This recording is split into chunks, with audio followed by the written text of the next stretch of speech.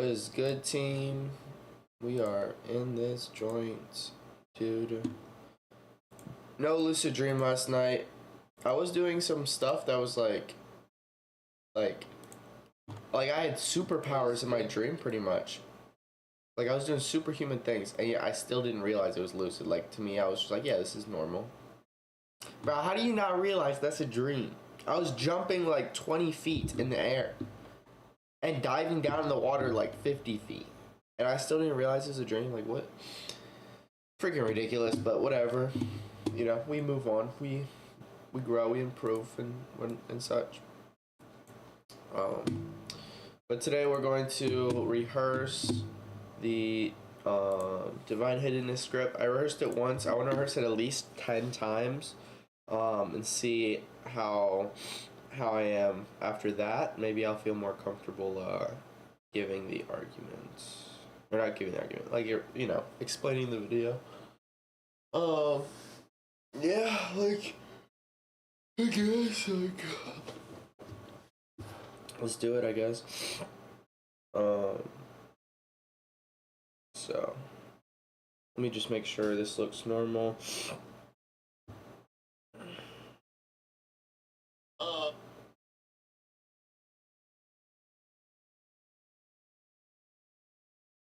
Yeah, this is straight.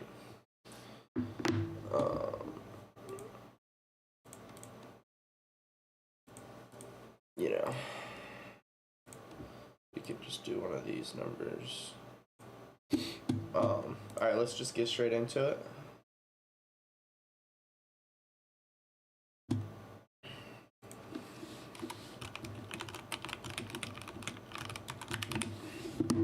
This is my review of the argument of divine hidden. This is my review of the argument from Divine Hiddenness. Now, full context, I am an atheist, but I will be trying to represent the opposing side, giving the strongest counter arguments to Divine Hiddenness, and then giving my review from as unbiased.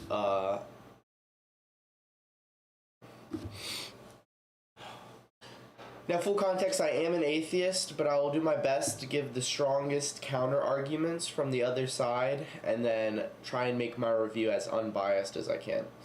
So, just to get straight into it, we're going to be doing J.L. Schellenberg's version of the argument. There's a lot of different versions, but this is one of the more popular ones. So, premise 1 says, if a perfectly loving God exists, reasonable non-belief does not occur.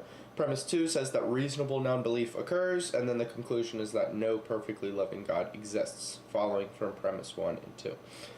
So this is a deductive argument, meaning if both premises are true, then the conclusion must be true. In order to disprove the argument, you only need to disprove one of the premises.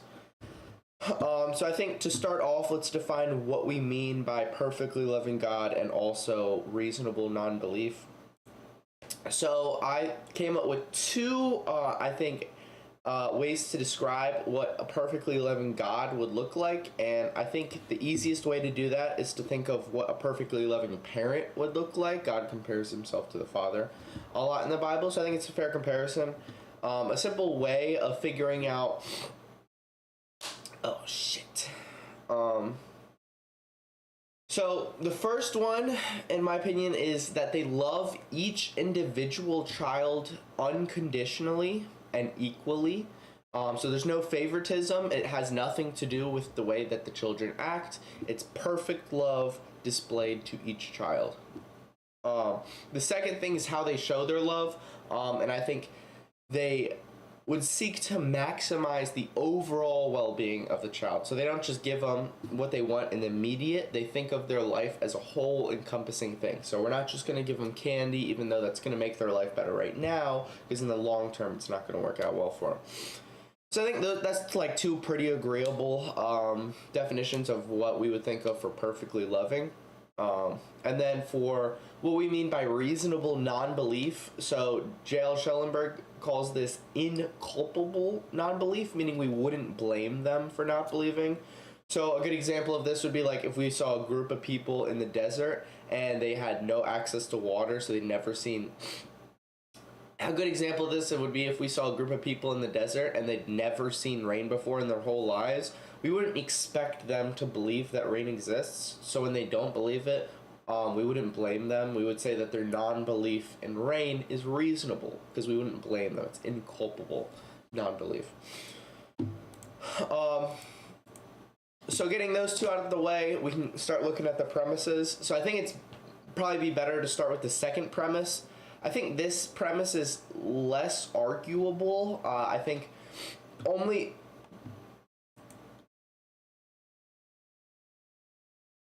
The second premise is a little bit more boring to argue, in my opinion. I mean, the only thing you need for this premise to be true is one human being in the world to have reasonable non-belief.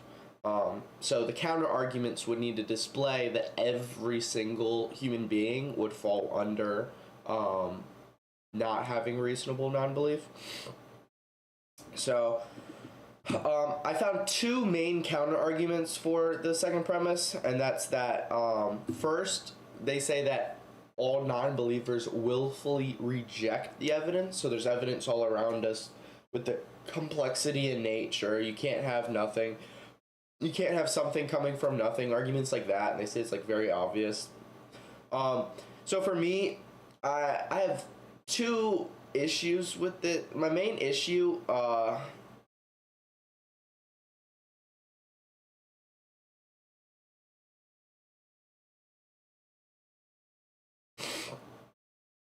so I honestly just have one main issue with that. Like, I could agree, like, maybe there are some people, I'm sure there are people who believe it, but they still willfully reject it because they don't want it to be true or whatever reason.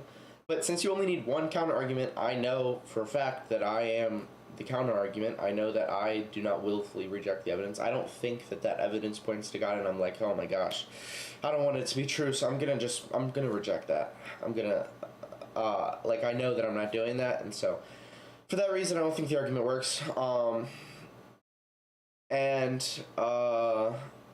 But I think, like, for people who might not believe that, they might even think I'm emotionally, like, attached or whatever to not believing in it. Like, we could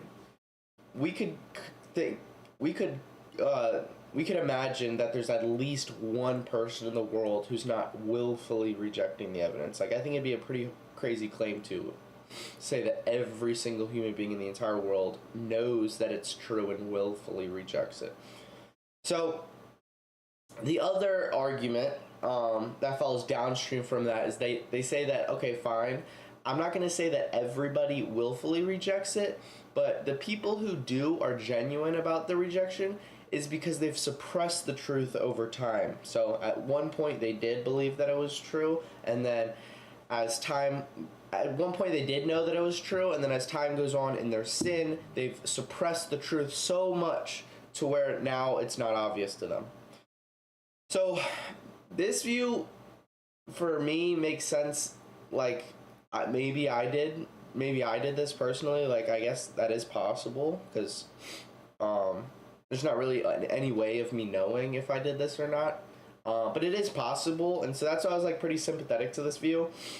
My only issue that came as a result of this is when you go a step further, the question is, how do you unsuppress your truth? And the response is that you need to search for God and live out his truth is the basic response. That's how you unsuppress the truth. And a huge issue comes as a result of this, and that's that you can use the same argument for every single other religion. So for Islam, for example, they could use the argument against the Christian and telling them that they should believe or they should search out the truth of Islam, live as if Islam is true, and then the truth will be made available to them. No Christian would accept that. The Christian wouldn't be like, all right, yeah, because I didn't do that, I'm blameworthy if the Islam God is true, if the Islam God exists. Like, no Christian would be like, yeah, if Allah exists, I am blameworthy for not believing. Like, they wouldn't say that. And so if you're not going to say that the argument applies to Islam, you also have to say the argument doesn't apply to Christianity. Because if it doesn't apply to every other religion, then it doesn't apply to your religion. And therefore, the argument does not work against the atheist not believing.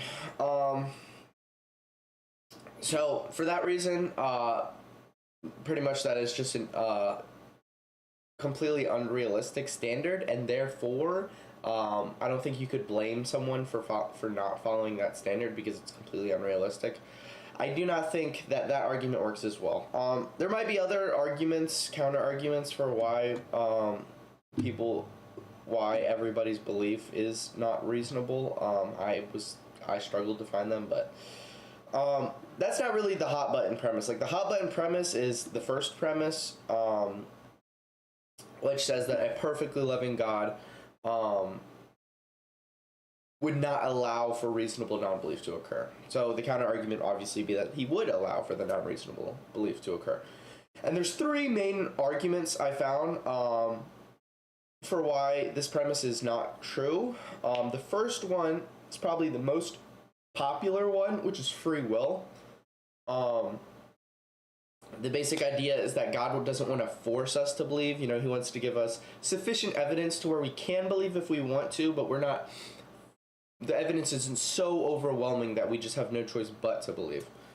So I have a ton of issues with this. The first issue is that, for one, if giving us the ability to reject God makes him more loving, then you would assume that we would have the ability to reject God in heaven, which is not the case. So you would have to explain that. And then also, if we want to say that you get overwhelming evidence is going to force belief, then you would have to explain is going to force us to choose God, then you would have to explain Satan and the demons, because they obviously know that God exists and yet they still don't choose to live for him. So you need to explain that. And then the other issue,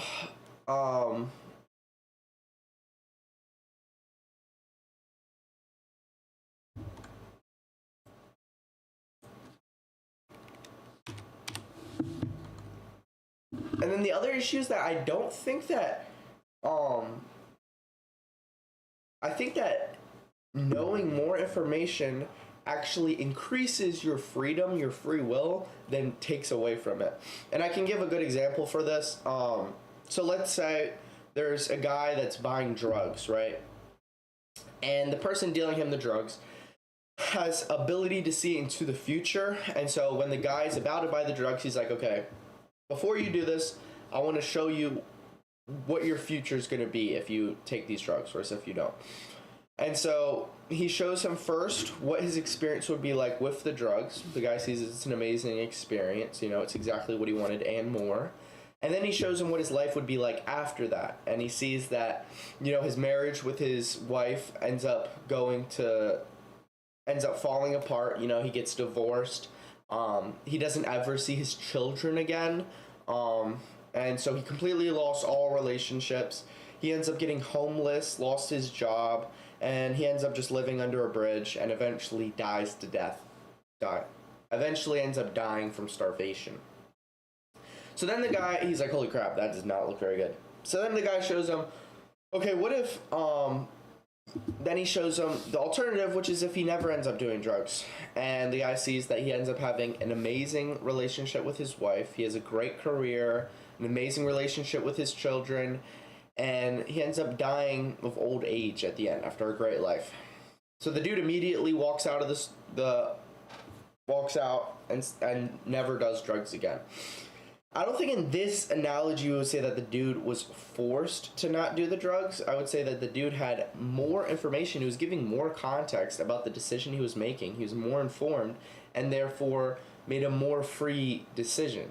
He exerted more free will in deciding that he didn't want drugs. Because the other extreme would be like, let's say that there was people that were getting drinks at a party or whatever, and they were about to take it. They were trying to figure out what flavor they wanted, and they saw there was like a fruit punch or something, and so they went to take a drink of the fruit punch, and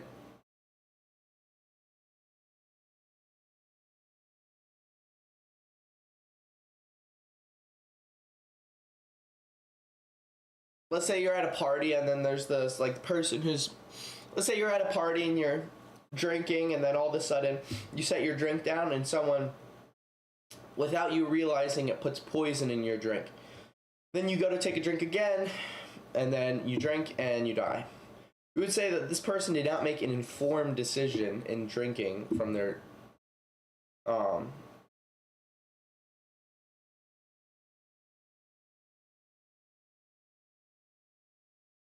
we would say that this person was not informed when they chose to drink. Like, they had no idea that the thing was poisoned, and therefore they didn't really exert much free will in that decision because they didn't know any better.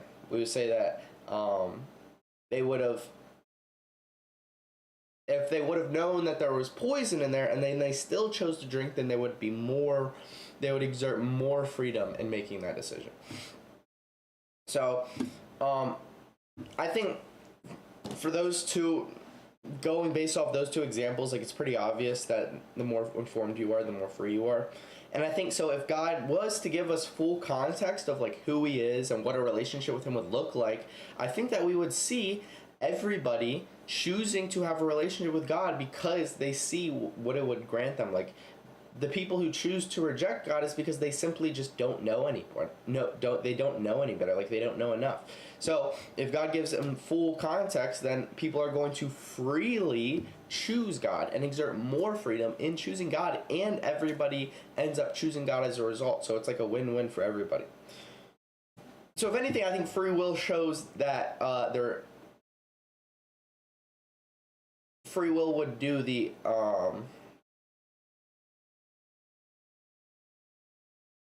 if anything, I would say that the free will situation on Earth supports the idea that the perfectly loving God would not allow for reasonable non-belief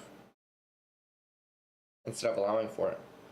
The second and third one are kind of similar. So first, starting with the second one, the idea is it's called the soul-making theodicy or soul-building theodicy, and it's the idea that not allowing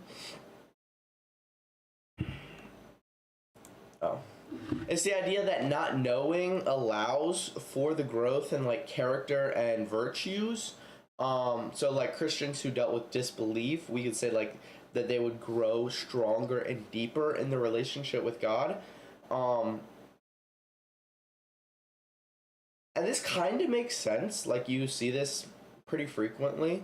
That the people who have a more surface level relationship with God never really dealt with any like struggle or disbelief, while the people who do have super deep relationships have gone through a lot in their lives. So this kind of like makes sense intuitively. The only issue with this is that, for one, it only answers the question of why God would delay disbelief, or the only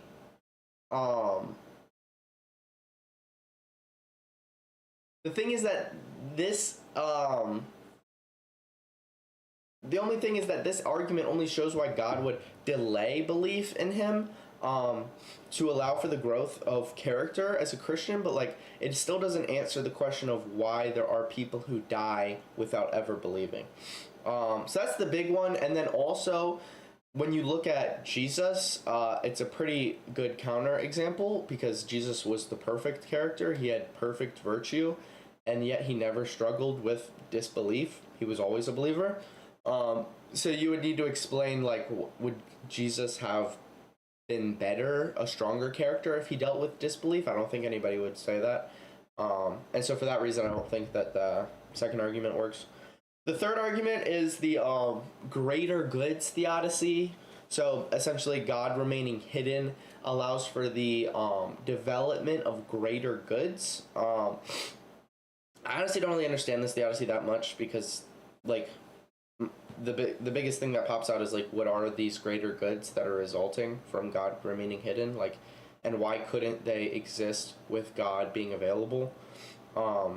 Like the only good that I can think of that would only be able to exist with God remaining hidden is people going from lack of belief to belief, which is like a good. But that's the only good that I can think of. And if the goal is that, then we would again ask, in the situation of Jesus, would there have been more goods that would have resulted if Jesus went from lack of belief to belief. And if you would not say yes to that, then the question would be, okay, then how? Then you would have to agree that the greater goods argument does not work because it's not equally applied. So that's pretty much all the counter arguments I could find for the first premise. So to summarize real quick, the argument against premise 2, the idea that reasonable non-belief occurs, is essentially that we suppress the truth, and that the solution is that we need to search for God and live out his truth.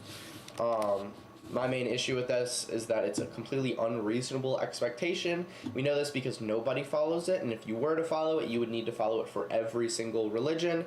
And so because we're not going to expect that from people, I think we can say that their non-belief, them not doing that, is pretty reasonable. The argument against premise 1 is...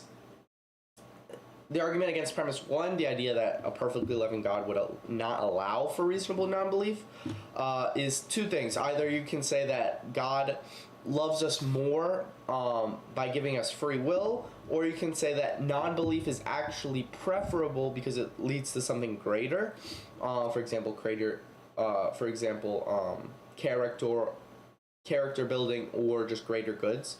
So my issue with the free will is obviously there's no free will to reject God in heaven, and then also instilling knowledge doesn't force us to believe necessarily, with the angels and demons example, but instead actually it gives us more freedom to make the decision that we think is best. For example, the guy buying drugs, and that us knowing more about God's character and knowing full context of who he is and what a relationship with him would look like would actually lead people to choose to believe in him, and not choosing him actually shows a lack of understanding, and this doesn't show any this doesn't get rid of any free will by us knowing more about God and therefore choosing him. Like, we still have free will. We actually have more free will. My issue with saying that non-belief is preferable is mostly just because it's inconsistent with Jesus. Like, the same logic would lead us to saying that he would be better if he dealt with some lack of belief, and he didn't, and we wouldn't say that, and so the argument doesn't work. So in conclusion, I do think the argument from divine hiddenness works. I think the premises are valid and sound, but I will add a major qualifier, and that's that I am not an expert in this argument, or that I am not an expert. Like, I don't know what the better counter arguments would be, what responses to my arguments would be. Like, honestly, don't know. Otherwise, they would be in the video. So I'm open to learning. I'm happy to change my mind if I end up finding better counter arguments. Like, you know, if they ever decide to come out of hiding. Do you see what I... Anyways, thanks for watching. This was my review from the argument of divine hiddenness. 23 minutes, dude. Oh, that was just, okay. Alright.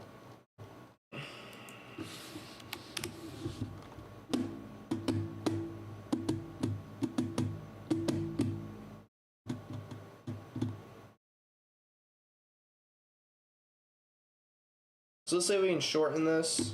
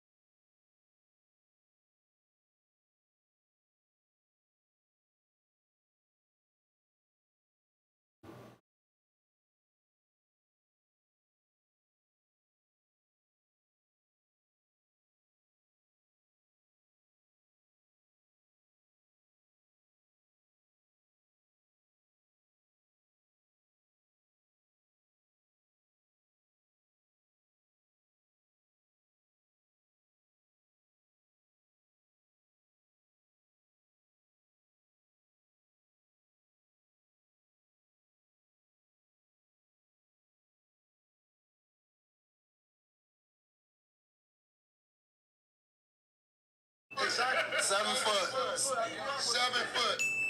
Best player, best scorer. I ain't gonna lie, I just seen him. KD 7 foot. 7.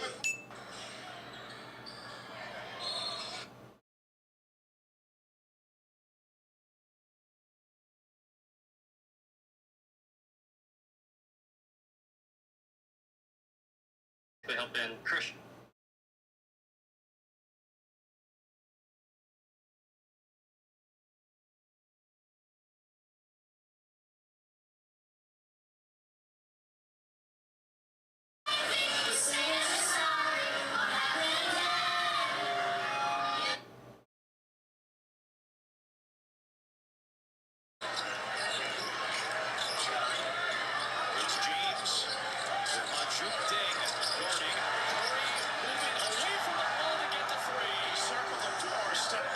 On the baseline, LeBron with the patience to find him. Step. It's James. Juke ding. Guarding. Curry moving away from the ball to get the three. Circle the floor. Step. Nice bumps on the baseline. LeBron with the patience to find him. Step.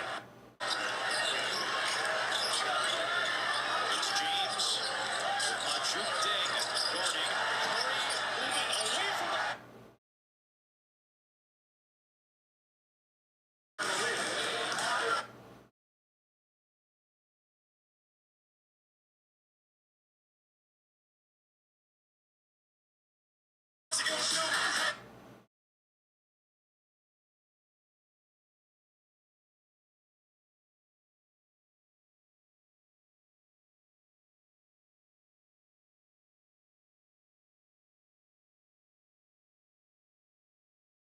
Clark is a WNBA All-Star, but she could have been an All-Star in a different sport. Clark was an all-state soccer player in high school. She had 23 goals in just 13 games her freshman year, and followed that the next year with 19 goals in 14 games. Similar to whoever shot this footage, defenders couldn't get anywhere near Caitlin, as she consistently blew past defenders. She dropped soccer before junior year to focus on basketball, but her soccer skills have translated to her main sport. Playing soccer trained her to make constant split-second decisions, but also the size of the field and the distance of passes she had to make has led her to see the basketball court on a larger scale, giving her the spatial awareness to throw beautiful cross-court passes with ease. Makes you wonder if Clark learned to put a ball in a hole from deep by playing golf. Caitlin Clark is a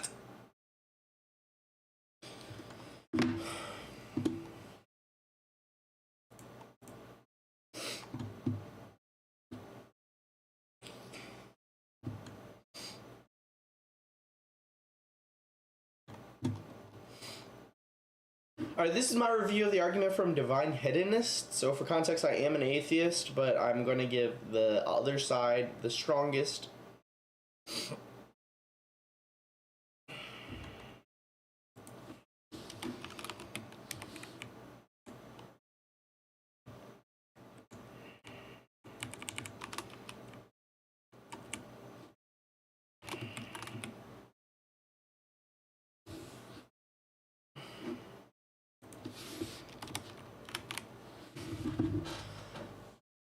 Alright, so this is my review of the argument from Divine Hiddenness. Now, for context, I am an atheist, but I'll do my best to give a strong counter-argument from the other side and be unbiased in my review. So the argument that we're going to be reviewing is going to be J.L. Schellenberg's version of the argument. There's a lot of different versions, but J.L. Schellenberg's is the most popular.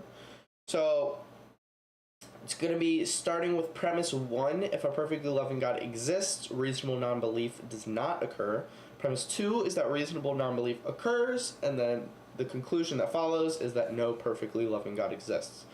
So this is a deductive argument, meaning in order to prove the conclusion wrong, you would need to prove one or more of the premises to be not true. And yeah, so to get right into it, so I think we should start with defining terms. So what do we mean by perfectly loving, and what do we mean by reasonable non-belief? So for perfectly loving, I think there's two main things we can look at, which is equal unconditional love, meaning to whatever the individual is being perfectly loving to, they're equally and unconditionally loving each person that they're claiming to love. And then also that the way that they love is that they do their best to maximize the overall well-being. So For example, if you're a parent, you're not going to give your kid candy every day because although that might maximize their well-being in the moment, it's not going to maximize their overall well-being in the future. Okay, so that's a pretty safe definition for perfectly loving. I think it's pretty agreeable. For reasonable non-belief, the main thing is just that we wouldn't blame them for not believing. So a good example of this would be like if you see a group of people in the desert, they've never seen rain before in their entire life, therefore they don't believe that rain exists. We wouldn't blame them for not believing that the rain exists. We would say that their non-belief is reasonable. Okay, so starting with, I think the second premise is probably better to start with. The idea that reasonable non-belief occurs. So in order to disprove this, you need to show that every single human being who does not believe that their belief is not reasonable, and for the premise to be true, you don't need a mass group of people with reasonable non-belief. All that you need actually is all you need is one example of reasonable non-belief for premise 2 to be true, because all that it says is that it occurs. It doesn't say that it occurs on a mass scale. All it says is it occurs. So if there's one example, it therefore does occur. So there's two main counter arguments I found for this premise, and that's that one, they say that the non-believers willfully reject the evidence. So like all the evidence that we see in the world, like complexity or the idea that something can't come from nothing, things like this. They say that all this evidence exists and that people know that it works and they just willfully reject it. First, my issue with this is going to be that it's not obvious. I mean, there's whole classical theological arguments about this, arguments from complexity, arguments from causality. Like, there's deep arguments that go into this, so it's not obvious in my view. And also, because we only need one example to disprove this, I know that I'm not being disingenuous about my lack of belief. I'm not willfully rejecting the evidence. And so because I know that I'm not willfully rejecting it on purpose, then that counter-argument doesn't work. There is another argument which makes more sense, which is they say that we suppress the truth. So, for example, everybody knows at the beginning of their life that the evidence works and that supports God and that God exists.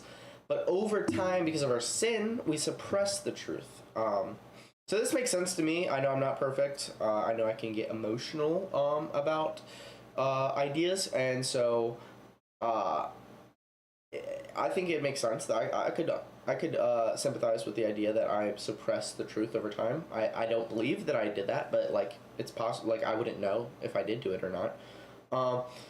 So my only issue with this actually comes downstream when you ask the question like, what is the solution? Like, how do you get rid of how do you unsuppress the truth?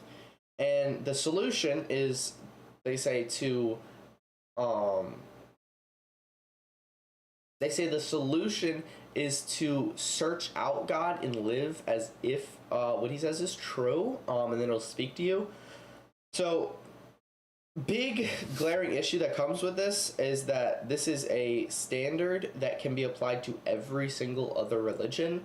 You can use the same logic, and nobody does that. Because if you were to do that, then you need to earnestly search out and live as if every single religion is true individually. That's an unrealistic and impossible standard to attain to. And so for that reason, I think if we can say that it doesn't apply to these religions, then we can say it also doesn't apply to Christianity. And so the argument doesn't work. So that's pretty much it for the reasonable non-belief counter arguments. I couldn't really find that many good ones. That was the best I could find. So there might be better counter arguments. I just don't know what they are. But I don't think that premise is as contested as the first one. So for the first premise, the idea that a perfectly loving God would not allow for reasonable non-belief to occur, all they have to do is pose a good reason that would make sense for why God would allow for reasonable non-belief. which is a little bit easier. So I found 3 counter arguments for this. So the first one is free will, probably the most popular one, the free will theodicy. So the idea that God doesn't want to force us to believe, but he wants to give us the freedom to choose what we want. And so, yeah, that's pretty much it. So I have a ton of issues with this. Well, for one, I don't believe the free will exists. I don't think it makes sense in theory. But putting that aside, I don't think it's necessary to disprove this counter argument. So the first glaring issue with this is that if we can say that God is more loving in allowing us to reject him, then we have to ask the question of how heaven works. Because if I'm not mistaken, I don't think that you can reject God in heaven. So would we say that God's less loving in heaven than he is with us on earth? I don't think we would say that, so we need to explain that. And then the other idea is that Satan and his demons actually are fully aware that God exists, and yet they still choose to reject him. So I don't think we can make the claim that knowing God forces us to choose him, because obviously Satan and the demons are the big counterexample. In fact, I would say that in knowing God and being more informed of who he is actually allows us to make a more free decision. It allows for more free will. So the example I'd use for this is, let's say there's a guy who's buying drugs, and the drug dealer can see in the future, and so he says, hey, before you buy these drugs, I want to show you what your future is going to be like if you do these drugs or not. So he shows him his experience with the drug. It's going to be amazing. It's better than the dude could ever have imagined. And the dude's like, yeah, this is sick. And then he sees his future after doing the drugs, and his marriage with his wife falls apart. He ends up getting divorced. He loses custody of his kids. He ends up never seeing them again for the rest of his life. He loses his job. He goes bankrupt. He loses his home. He goes homeless, ends up living under a bridge, only to eventually die of starvation. So life completely falls apart. Terrible life. And then he says, okay, well, this is actually what your life is going to look like if you decide to not do drugs ever. And the dude sees that he keeps his job and actually ends up getting a better career that he ends up loving. He maintains his relationship with his wife, ends up having an amazing relationship with her, as well as his kids. And then he ends up dying eventually of old age after a great life. So the dude immediately walks out and never ends up doing drugs for the rest of his life. So I don't think in that situation we would say that the drug dealer forced him to not do drugs. If anything, I would say that the dude actually exercised more freedom. He made a more informed decision. And we wouldn't say, we say that's a good thing. It's better to make more informed decisions. We could go to the counter extreme, which is like, let's say the dude's at a party and he's drinking, and he sets his drink down, and when he wasn't looking, that someone slipped some poison into his drink. He goes to drink it again, and then he dies. In this example, we would say that the dude totally was not informed of the decision. We would say it's bad because he didn't know as much information, and totally had no idea what he was doing, and therefore exerted less freedom in making that decision. So, for both of those reasons, I think we can say that like more information leads to more freedom, and also that we can say that if we're more informed about God and who he is and what a relationship with him would look like, then we can say, I think we can safely assume that everybody would choose God, because he is significantly better than the alternative. And so we would see everybody still choosing God and free will still being maintained. And so if anything, I think that free will actually acts as a support for the first premise instead of a counter argument. So the other two counter arguments are kind of similar. So the first one is called the soul making or building theodicy. It's the idea that not knowing God actually allows for the growth in character and virtues. So like the idea that if you see a Christian who's never really questioned God, they've always had a healthy relationship with him, we're probably going to see a more surface level Christian than if we see someone who's really dealt with a lot of struggle and disbelief in their life. They're probably going to be a significantly stronger and have a healthier and deeper relationship with God. because they've been through all these things. Which makes sense. The only issue with this is that it only explains why God would allow for delaying belief in him, because delaying the belief would lead to stronger people. But it doesn't explain why people would die not believing. Like, we need to account for all people, because as long as there's one person that's not accounted for, then the counter argument does not work to explain away everything. So there is also one more glaring issue, which in my opinion is a bigger one, which is the idea of Jesus. So, like, he's literally the perfect character, perfect virtues, and how do we explain that? Like, he never dealt with any lack of belief. Like, he just always had a healthy relationship with God.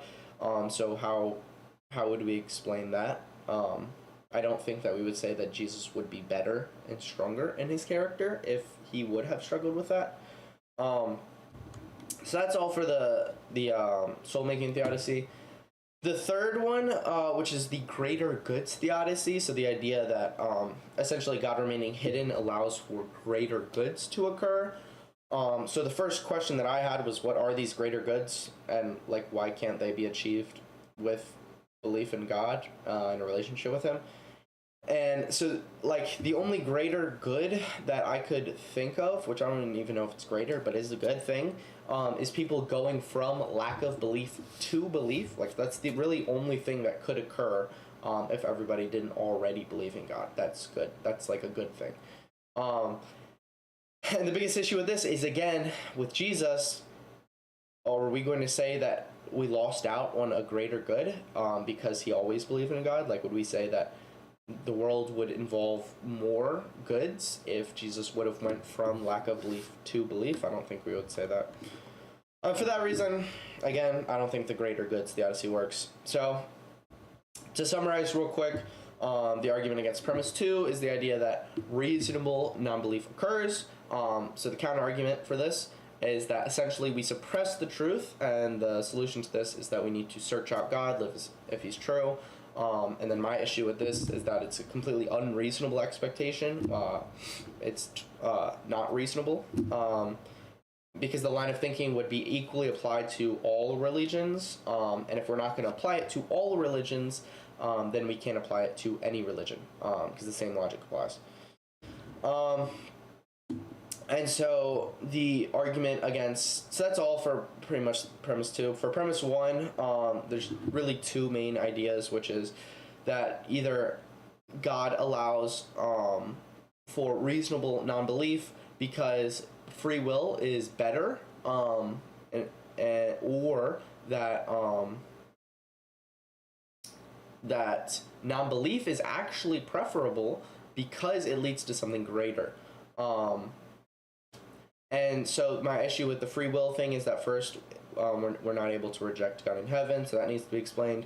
The idea that Satan and his demons reject God, so actually, they, like, how do we explain, like, that didn't infringe on their free will, so why does it have to infringe on ours? And also the idea that making more informed decisions actually involves more freedom and more free will, with, like, the drug dealer, with the guy buying drugs analogy. And so from a more informed perspective, we actually exert more freedom, and it also ends up resulting in more people choosing God, so it's win-win for everybody. And so that actually acts in support for the premise instead of a counter-argument. And then the other two arguments essentially are that that non-belief is preferable because it leads to something better, and the issue with this is that Jesus is the biggest counter-argument for this. Like, would we say that Jesus dealing with some sort of lack of belief is better than if he would have always believed? If we're not going to agree with that idea, then we can't really use the argument. And so, in conclusion, I do think the argument from divine hiddenness works. I'm not married to the argument, like, I'm not an expert, so there might be better counter-arguments. I'm sure there are. I just couldn't really find them. I struggled to find them.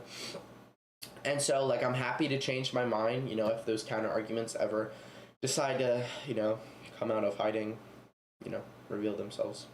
But thank you for watching. All right, this was my review of the argument from divine hiddenness.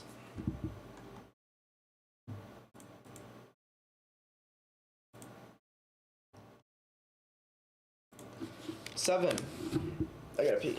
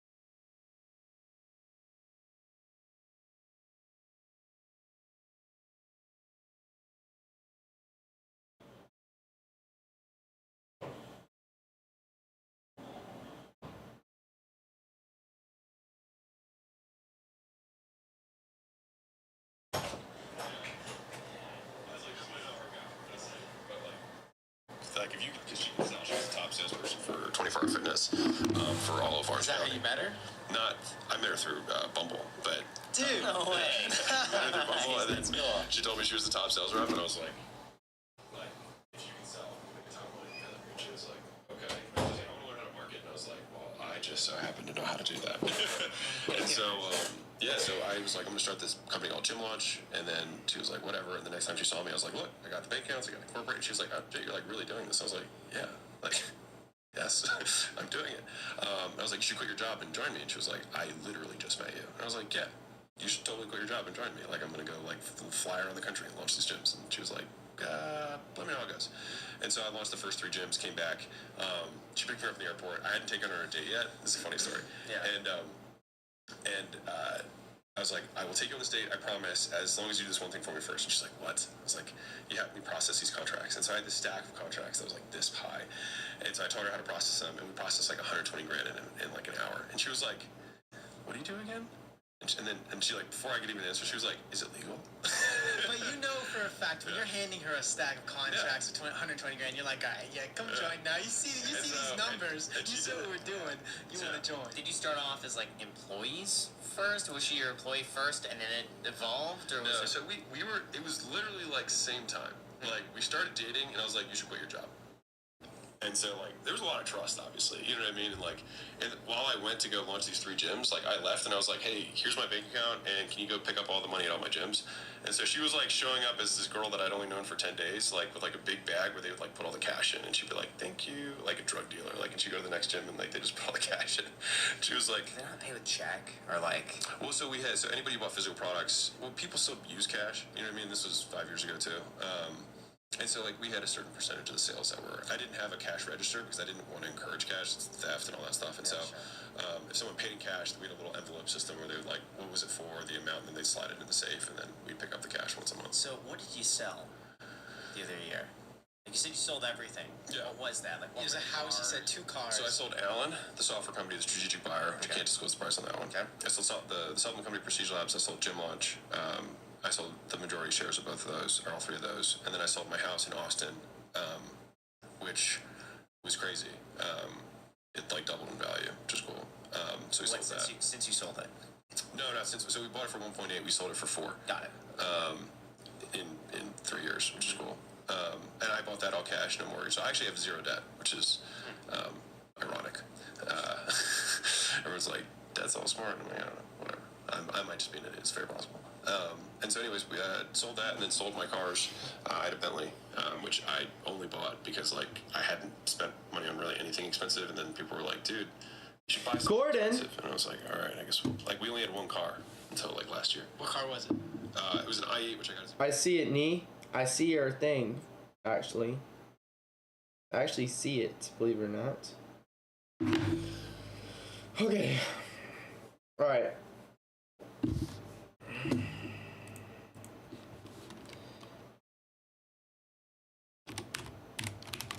So we're on 3 out of 10. I'll do that. 3 out of 10. Rehearsing for this script. For this video. Ayo! Ayo! You know what I should do, actually? You know what I should do? He saw it! He saw it! Sony camera battery.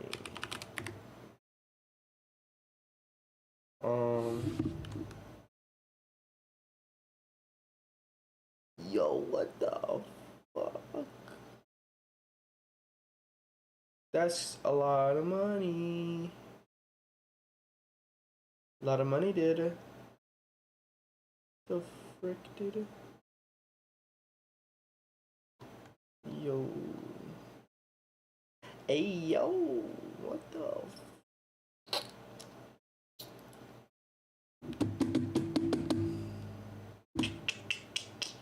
I might do it though, for real. Low key did it? I might actually do it. Speaking about my morning, I'm gonna say it's like doing pretty good. It's pretty good. It just consisted of me waking up, writing down my dreams, meditating, and then boom, now we're here. And I've been streaming ever since. I'll give it like 10:30.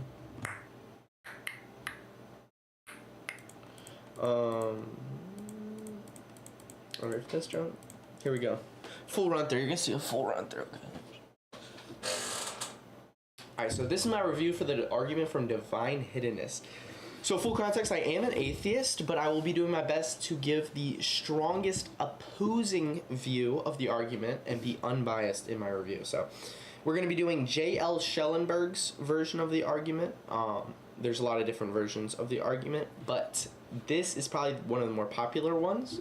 So the first premise says that if a perfectly loving God exists, reasonable non-belief does not occur. Premise 2 is that reasonable non-belief actually does occur. And then the conclusion following from premise 1 and premise 2 is that no perfectly loving God actually exists. So first things first, let's define our terms. What do we mean by perfectly loving, and what do we mean by reasonable non-belief? So for perfectly loving, I think there's two main ways to define it, and that's one, that the love is unconditional and equal to all people that are involved in the perfectly love. And then that how that love is displayed is that they seek to maximize the overall well-being of the individual. So for example, if a parent is perfectly loving, right, they're not just going to give their kids a bunch of candy, because although that might maximize their well-being in the moment, it's not going to maximize their well-being over a long enough time horizon, because yeah, it's not going to lead to good results in the long run. Okay, so I think that's a pretty fair way to define perfectly loving. I feel like that's pretty agreeable. And then for reasonable non-belief, the main thing is that we would not blame them for their lack of belief. So a good example of this would be people in a desert who've never seen rain before and therefore do not believe that rain exists. We wouldn't blame them for that. We would say that their non-belief in rain is reasonable. It's not that they, yeah. So getting those two out of the way, let's start with the second premise. I think it makes more sense to start with the second premise. That's the idea that reasonable non-belief occurs. So, in order to counter argue this, you need to show that everybody would not have reasonable non-belief. So the only thing that you need for this premise to be true is that there's at least one example of a person with that there's at least one example with someone with reasonable non-belief, and then the premise remains true that reasonable non-belief occurs. So there's two main counter arguments that I found for this, and that's one, first, that they say that the non-believers actually willfully. I think you would like the sermon we had today. You should go watch it. What's the sermon about? So there's two main counter arguments I found with this. The first that is that they say that the non-believer actually willfully rejects the evidence all around us. So like the evidence from complexity, the evidence from causality, that there had to have been a beginning to all this.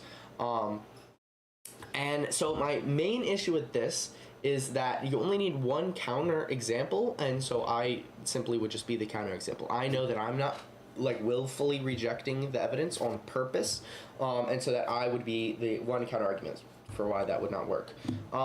There is another argument that they say that makes more sense, which I could fall under, which is the idea that the non-believer suppresses the truth. So over time, like at some point, they used to believe and they used to have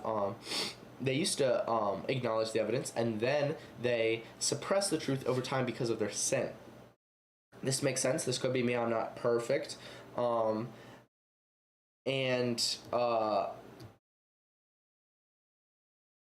yeah. And so my issue with this actually goes downstream one point, which is like, how do you unsuppress the truth? And so the answer to that question, they say, is you need to search for God and live as though it's true, and then it'll speak to you. Which again makes sense if you're trying to believe something, that you would want to go search for it. The only issue with this is that this same line of reasoning would actually end up applying to every other religion. So the Islams could use the same argument that the Christians could use to claim that you should live as though Islam is true, and you should act out their beliefs and practices. And then it will speak to you. Like, the same arguments work for them, but I don't think we would say that we are blameworthy because let's assume that Allah exists and that Islam is true. We wouldn't consider ourselves blameworthy because we didn't search out Islam and act as if it's true, because we just didn't know any better. And so if we're not going to say that Islam is true, or that we shouldn't act as if every single other religion is true and search out every single other religion, I think that's pretty unreasonable to expect from people, and so I wouldn't blame people for not doing that. And so if we're not going to blame people for not searching out these other religions, then we can't blame people for not searching out the Christian religion, and therefore we cannot use the suppressing the truth as an argument that it is unreasonable, because it actually would be unreasonable to have that expectation. I gotta make that more concise. That was kind of all over the place.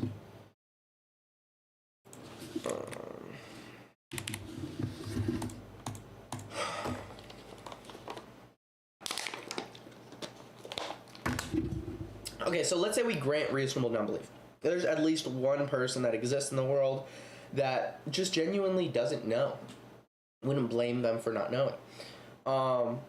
So the more contested premise would be the first premise, which is that maybe a perfectly loving God.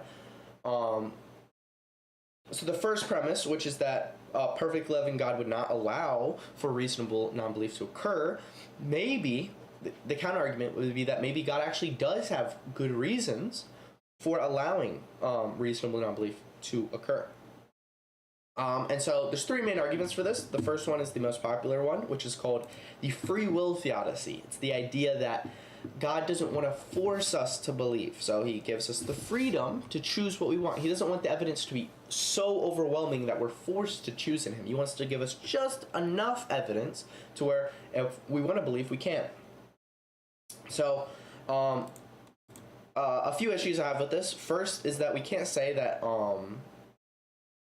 I don't think we would agree with the idea that God allowing us to reject him makes him more loving because of the idea of heaven. In heaven, we cannot reject God. And so would we not say that, like, God's less loving because we don't have the option to reject him in heaven? I don't think we would say this. And then the other idea is, like, we can't say that free will forces us to choose God because it didn't for the demons or Satan. Like, they both are fully aware of God and still choose to reject him. And so, so for those main two reasons, I don't think it works. And then the final reason, I would actually say that free will would go as a support for the premise one, because actually knowing more information gives us more freedom and more free will. And so you could use an analogy for this. So, like, let's assume that there's a guy that's buying drugs, and the drug dealer, before he sells him the drugs, can show him the future of what his life is going to look like if he does these drugs. So the guy sees his drug experience, how it would go. It's an amazing drug experience, better than he could have ever imagined. And then he also sees his life after drugs, and he sees that his life actually is not, it's not good. His career falls apart, his marriage falls apart, he ends up getting divorced, he never gets to see his kids again, he loses custody of them, totally loses the relationship with them, and then because he has no job, he ends up going broke and homeless, and then ends up dying under a bridge of starvation.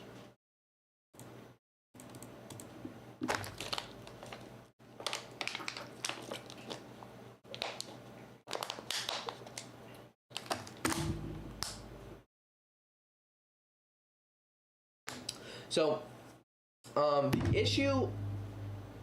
Oh, okay. And then we see the other idea with this is if he does not do drugs. He sees that life as well, which is that he ends up having a great career as a result. He ends up having an amazing relationship with his wife that he maintains until he dies, and that he maintains an amazing relationship with his kids as well.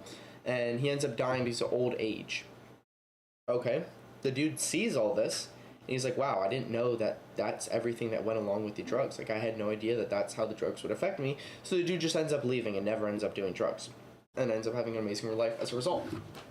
So, like, in this example, I think we would say that the dude made a more informed decision, and that's better, and he exerted more freedom and more free will because he knew more about what he was doing. You go to the other extreme, let's say that you're at a party and you're drinking, or let's say the dude's at a party and he's drinking, and when he's not looking, someone slips some poison into his drink, and then he goes to drink it, and then he dies. We wouldn't say that we would say that in this situation that he actually made an uninformed decision. He which is bad. He didn't know as much, and so he exerted less freedom in making that decision. And so I think we can say that more knowledge equates to more freedom, less knowledge equates to less freedom. And let's say that God gives us more knowledge. It actually not only ends up giving us more freedom to make the right decision, it also ends up everybody choosing God because we know exactly who he is and what a relationship with him would look like. And so free will we would expect. So under free will we would expect everybody to choose God and not any hiddenness. And that's why that's a support actually for the first premise. So the next two counter arguments are pretty similar. So the first one is called the soul making or soul building theodicy. It's the idea that not allowing for not knowing actually allows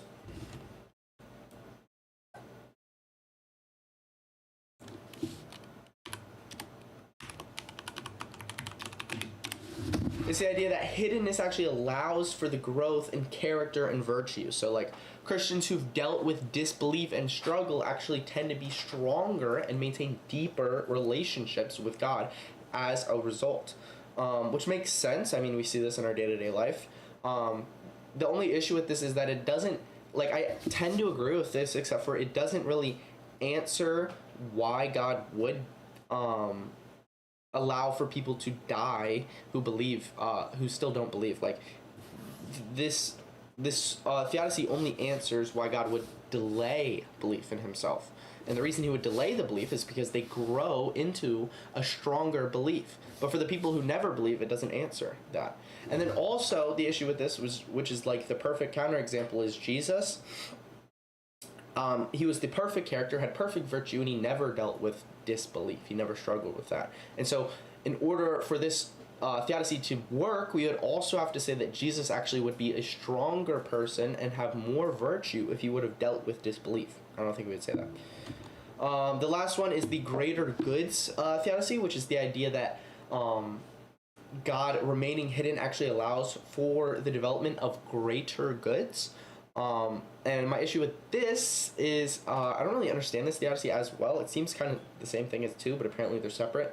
My issue is like, what the first question that comes as a result of this is like, what are the greater goods that result, and why do they that result that can't be, what are the greater goods that result that can't occur under a framework where everybody just believes in God? And the only good that I could really think of is the good of coming from a lack of belief to belief in God. Like, that's good. It makes sense. But that's the only good that I can think of that would happen as a result of God being hidden. Everything else seems like it could happen if God was available. But the issue with this is, if we're going to say that going from lack of belief to belief is a greater good that results that God wants and searches for, then we would have to explain Jesus as well. Would we say that in Jesus' situation, that if he went from lack of belief to belief, that it would be greater, that greater goods result in this? I don't think we would say that. And so if we're not going to say that fits the case for Jesus, then we can't say that fits the case for everybody else. And yeah, so to summarize, for premise 2, the idea that reasonable non-belief occurs, the argument against this is essentially that we suppress the truth, and the way to unsuppress the truth is to search for God and to live as though he's true.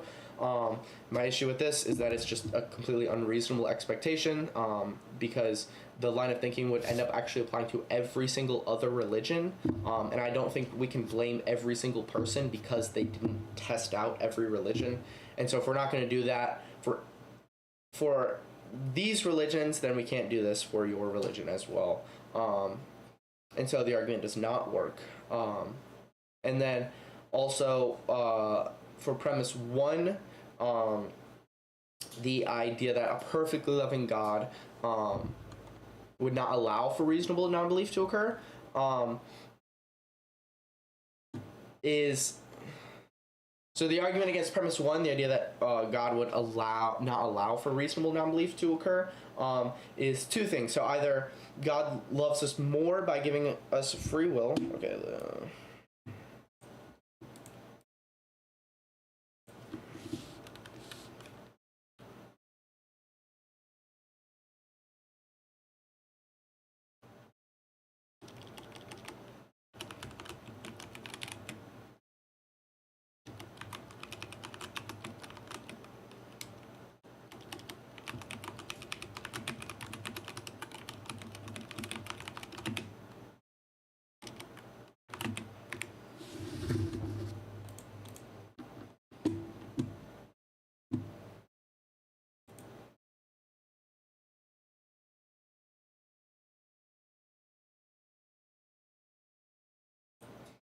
Okay, so the argument against premise 1, the idea that perfectly loving God would not allow for reasonable non-belief to occur, is two things. So it's pretty much two things. So it's either that we're going to say that free will is actually better than just forcing us to believe, or the idea that non-belief is actually preferable because it leads to something greater. So my issue with the free will is first that there's no free will to reject God in heaven, and then also that instilling knowledge in us actually doesn't force us to believe, and you can use Satan and the demons as an example of this. And actually it results in more freedom and more free will. For example, the guy buying drugs analogy, and that a more informed perspective would not only allow for more free will, but it would actually allow for more people to choose God, which is what God ultimately wants. So we would actually expect the opposite of hiddenness if we were to see free will. We would expect to see the opposite than what we see. We would expect to see the opposite of hiddenness in a world with free will. And then my issue with saying that non-belief is actually preferable is mostly because it's just inconsistent with Jesus, because the same logic would lead us to saying that Jesus would be better if he dealt with some sort of lack of belief, and we wouldn't say that. So in conclusion, I do think the argument from divine hiddenness works, but I will add a major qualifier, which is that I am not an expert. I am not super familiar with all the best counter arguments. Like, the arguments that I laid out here are the best arguments that I'm aware of from both sides. So I do not... So if there are better counter arguments, like, I'm happy to change my mind. It's just a matter, if those counter arguments ever do decide to come out of hiding. If you know what I... Anyways, thank you for watching. I guess this is my review of the argument from divine hiddenness. Okay. So I gotta...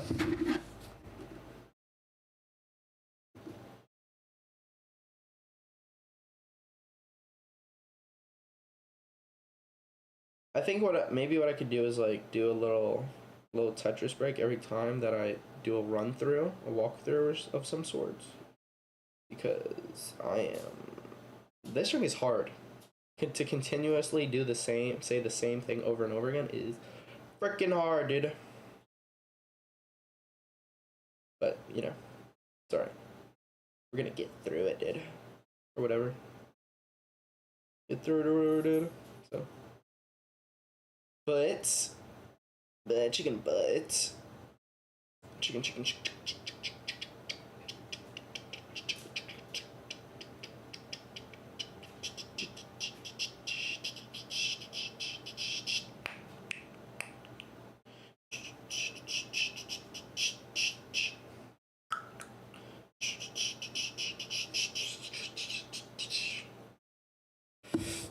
Nee, you never said what the sermon was about.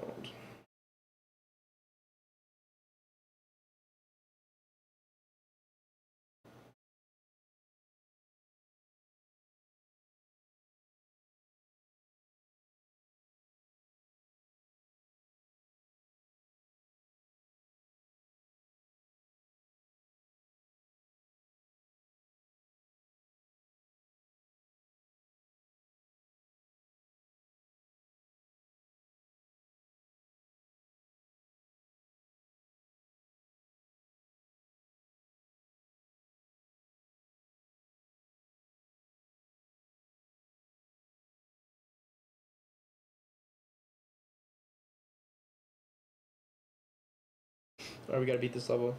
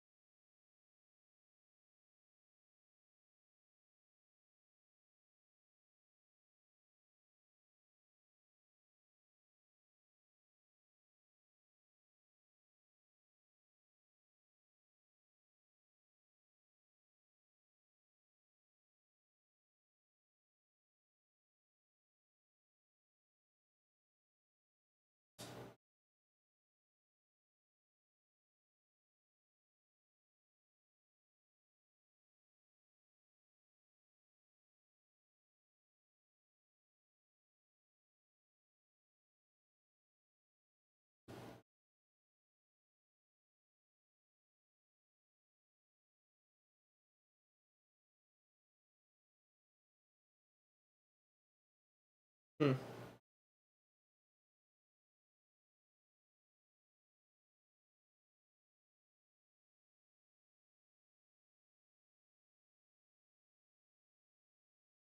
Dang, this is a hard one.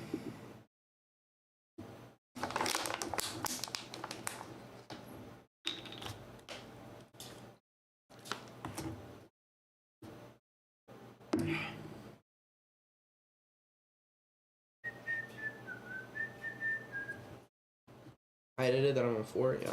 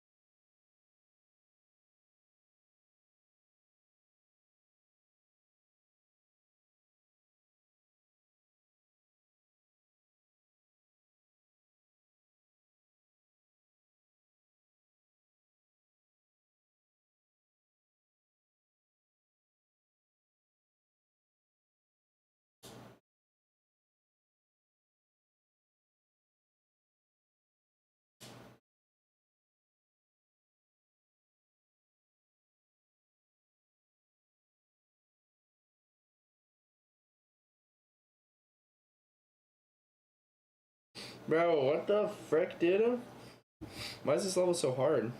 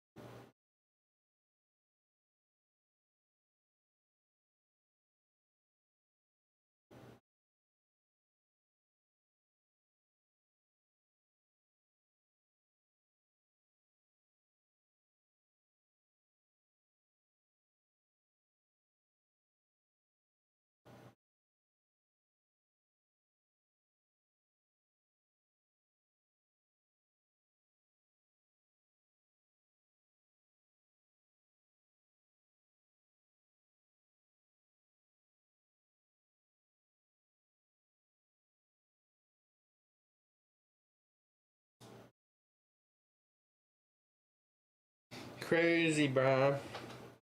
This one's hard as fuck.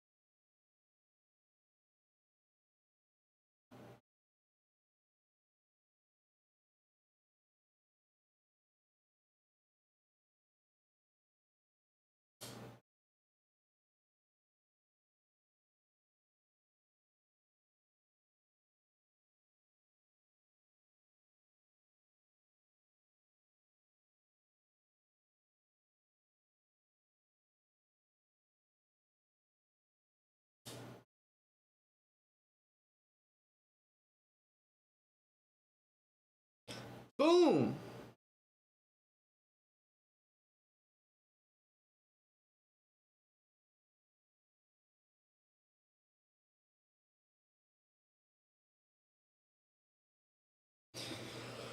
Alright, so let's do, alright.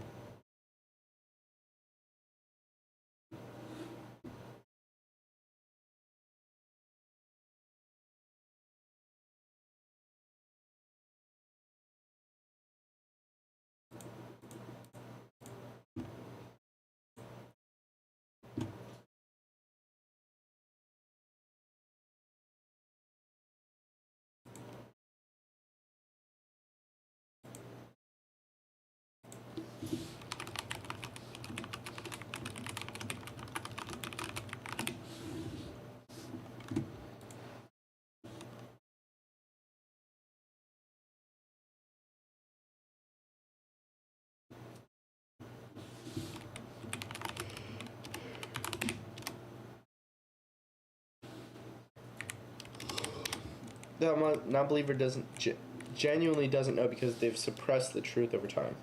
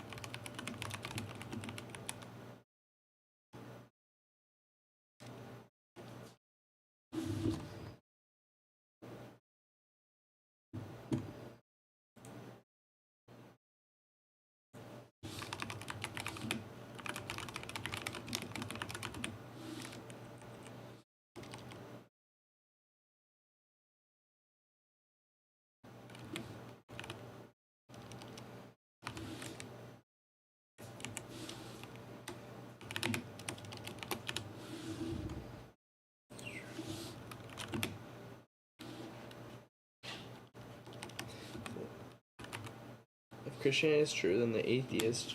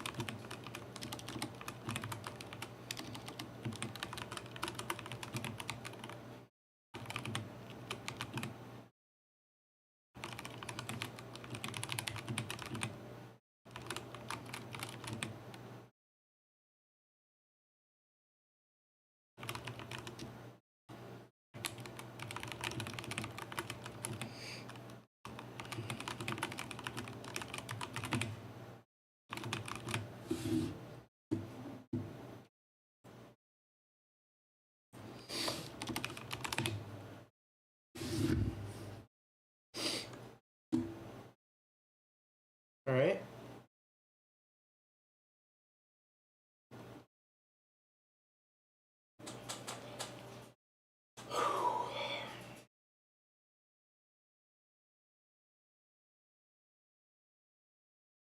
Alright, so this is my review for the argument from divine hiddenness. So for context, I am an atheist, but I'm going to be doing my best to give the strongest counter argument. So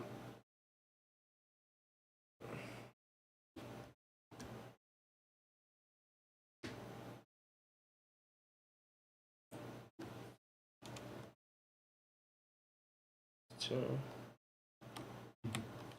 argue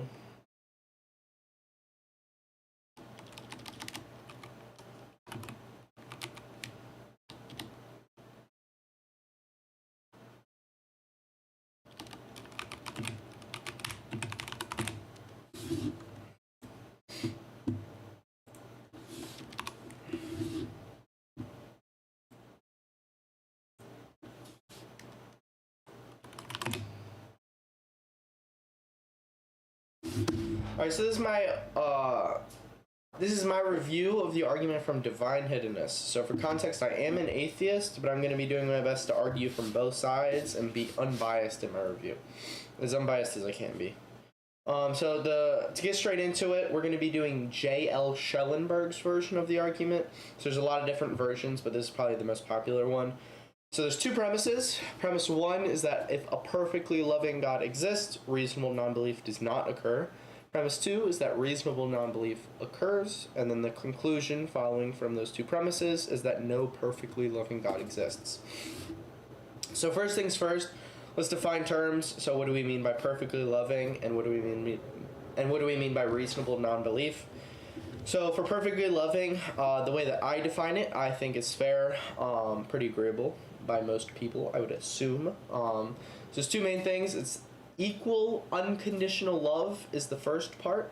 So is equal unconditional love, so it doesn't matter what the person does, God's gonna love that each person equally, no matter what they do. And then the other part is how God loves them, which is he seeks to maximize their overall well-being. So he's not going to give us necessarily what we want immediately, but he's going to give us what would give us the best life overall. Okay, so that's a pretty fair definition for perfectly loving, I think. The next thing would be reasonable non-belief. So the way that J.L. Schellenberg defines it is essentially that they're not blameworthy for their belief. So example of this would be like a group of people living in the desert who've never seen rain before, and therefore don't believe that rain exists. We'd consider their non-belief in rain to be pretty reasonable. We wouldn't blame them, considering they have no experience with rain. They have no idea what it is. So that's a pretty straightforward way to define both of those. So I think it makes more sense to start with the second premise, because there's less going on. So an important thing to keep in mind is that in order for this premise to be true, you only need one example of reasonable non-belief, and then the premise remains true. So the two main counter-arguments I found for this are, first, that the non-believer willfully rejects the evidence. So essentially that there's evidence all around us, and that we know to be true, to lead to God, but we still willfully reject it. Some people may do this, but I know that I don't do this, and so the argument doesn't really do much for me. The equivalent of this argument would be for me to say, hey, you know that the Bible isn't true, and yet you just act like it is true. I'm sure you would just say, that's just not the case. You're just making a claim about my mental state that you have no idea. Only I know about what my mental state is. So you can't really make that claim. So the first argument doesn't really work. I don't know if any people actually take that first argument very seriously. At least, maybe it could be true, but, you just can't really, you can't use that argument. It's not just, it could be true, but it's not going to convince anybody, especially the people who know that they're not doing that.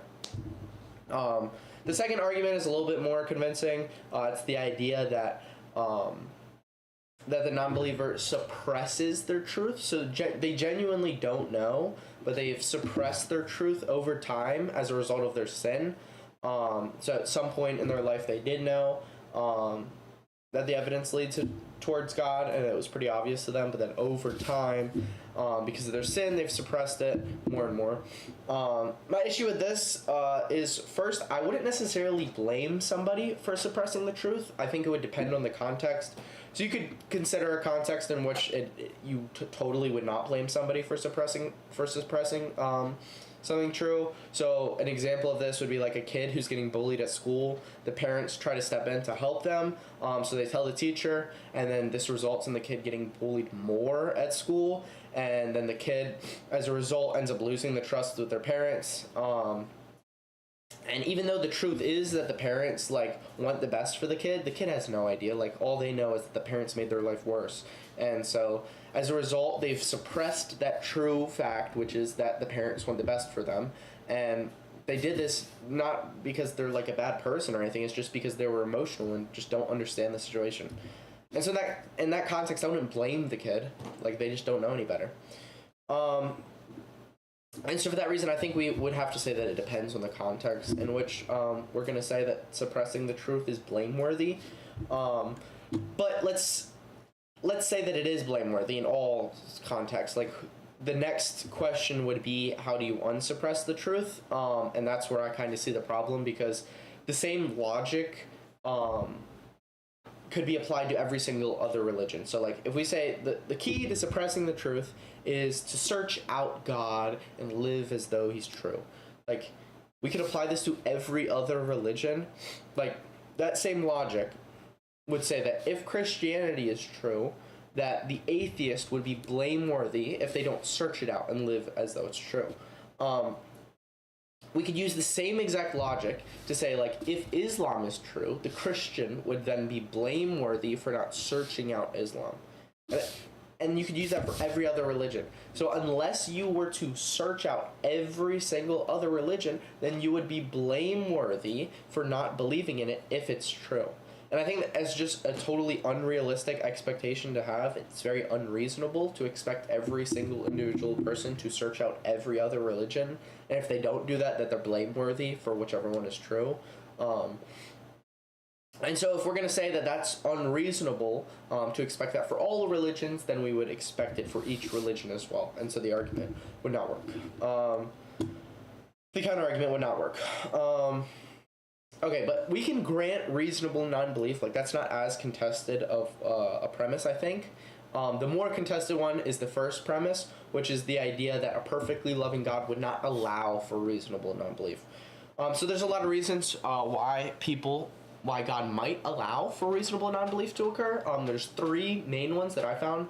The first one is the basic idea that God doesn't want to force us to believe. It's the free will theodicy. My issues with this is that basically, I don't think we can say that having the option to reject God makes God more loving, because heaven exists and we can't really reject God in heaven. I also don't think that we could say that knowing God forces us to believe in him. Like, the angels and the demons would be the counterexample for this. Like, they both are fully aware of God and everything about him, and yet they still choose to reject him. If anything, I would say that free will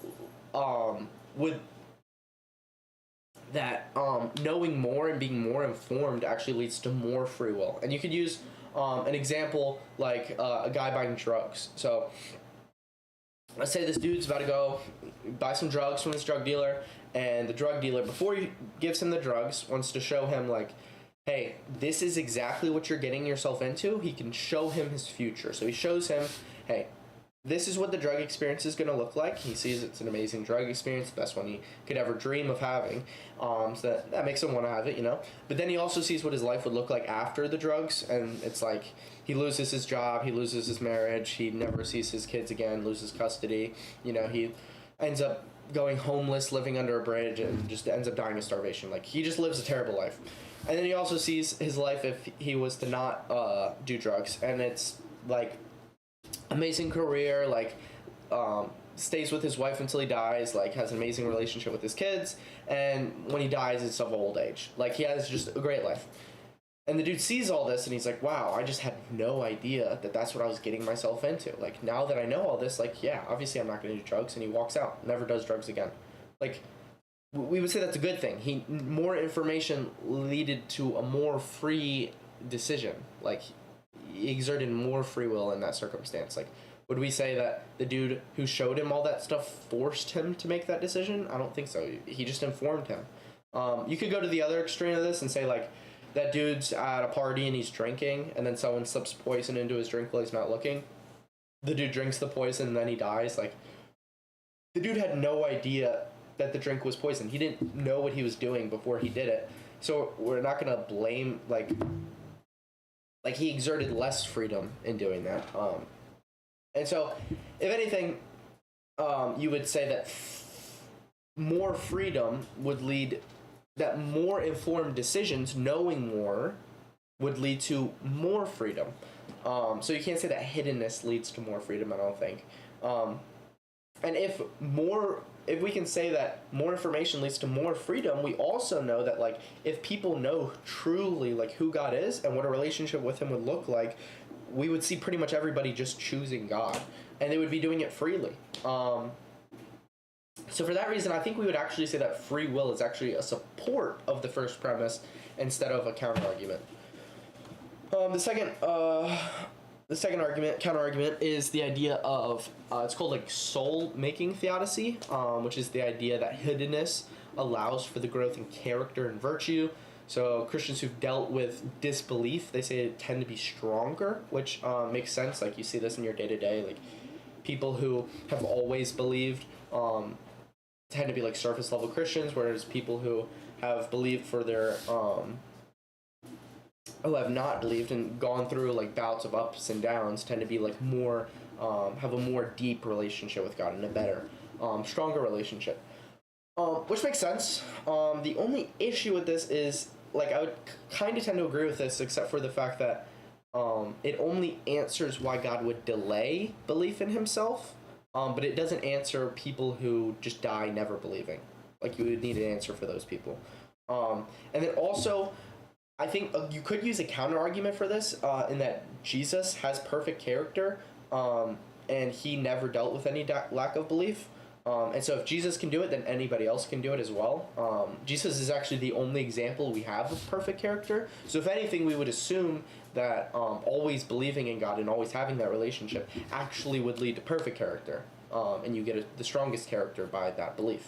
So that's all for that counter-argument. The third counter-argument, which is the one that I don't know as well, is called the greater goods theodicy. So it's the idea that essentially God remaining hidden allows for the development of greater goods. So it's not necessarily person dependent, it's just goods overall. And I'm trying to think of, like, my issue with this is, like, what are the greater goods that result from people not believing in God? And the only good that I can think of that you couldn't also have with just belief in God is the idea of going from lack of belief to belief. And so that's pretty much it. But if we're going to say that that is a good that we should search for and that makes the world better, then we would expect to see that in everybody. And we just don't really see that. Like, we have examples of people who just grow up always believing in Christianity, never questioning it. And then we also have people like Jesus who never struggled with lack of belief. And so we would need to account for him and say, like, what would there be more goods to exist in the world if Jesus struggled with lack of belief? See, that's pretty much all for the greater goods theodicy. So to summarize, for starting with premise 2, the idea that reasonable non-belief occurs, the counter-argument for this is essentially that we suppress the truth and that we need to search for God and live out his truth to unsuppress it. My issue is pretty much that this is just an unreasonable expectation, because the same line of thinking applies equally to every other religion, and we would not expect every single person to search out every religion. And so it's not reasonable to expect that, and therefore the non-belief is actually reasonable. That's pretty much it for premise 2. For premise 1, the idea that a perfectly loving God would not allow for reasonable non-belief to occur. The counter-arguments for this is, it pretty much boils down to mainly 2, which is free will, and the idea that non-belief actually leads to greater outcomes. So my issue with the free will is that you don't have the free will to reject God in heaven. Satan, the demons, are fully aware of God, and yet they still have free will.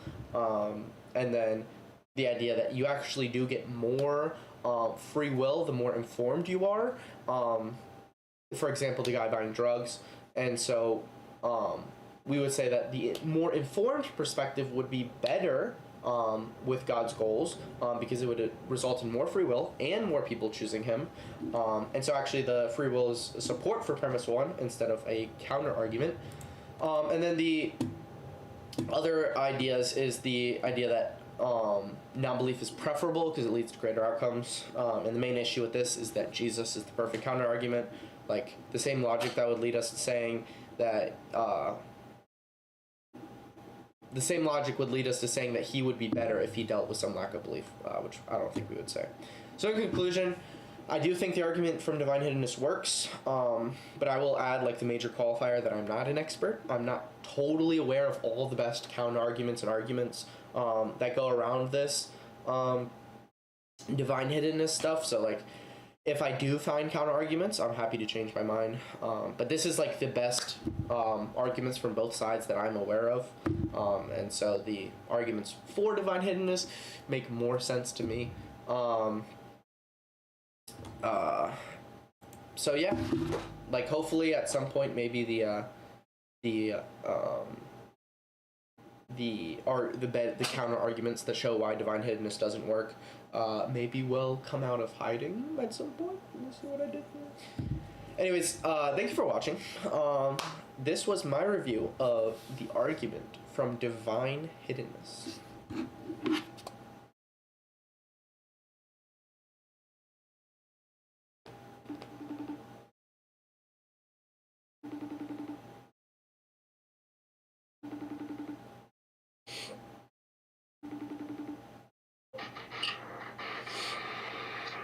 That's good, dude.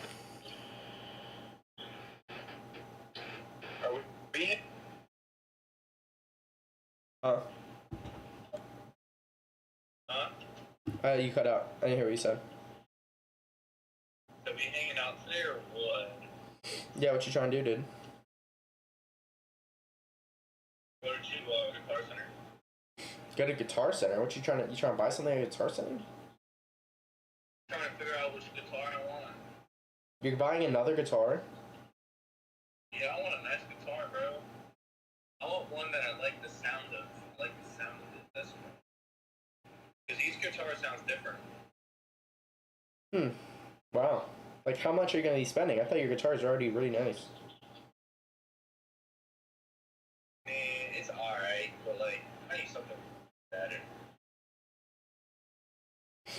Better? Like, how much, dude? What are you going to be spending on this drum? At least 500. I thought how much is your guitar?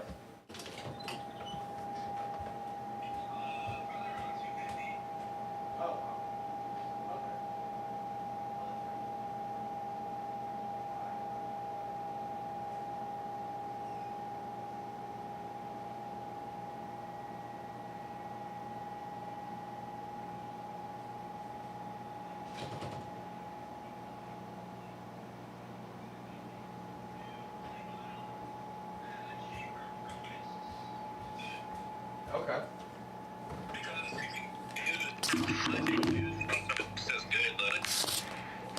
You said what? Just as good, like they're not that bad.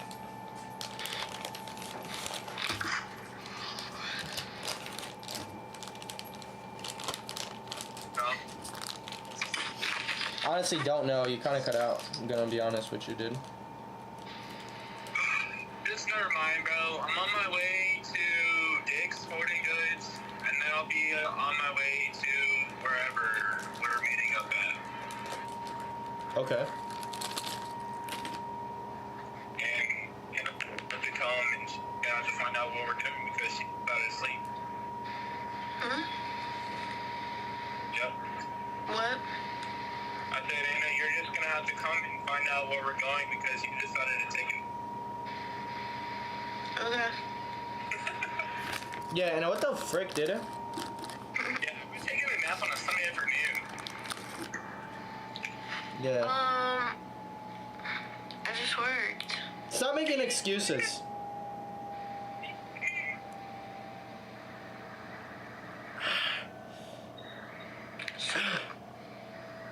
Alright. So, I'm going to Dick's Sporting. Nice, bro. You got it in already? Got it in, dude. Nice. What is that? I got a guitar pick too. It's a finger protector for my finger because I got a scar tissue on my finger, so it's really sensitive when I play the guitar. Nice, my boy. Yes, sir, dude. Finally. Bro, I woke up this morning and I woke up at 6 this morning and went on a 3-mile run. Ran as soon as you woke up. You both woke up at 6. No, I just woke up at 6. I woke up at But 6. yeah. I went home. I played the guitar for a little bit, and then I made my breakfast and stuff, and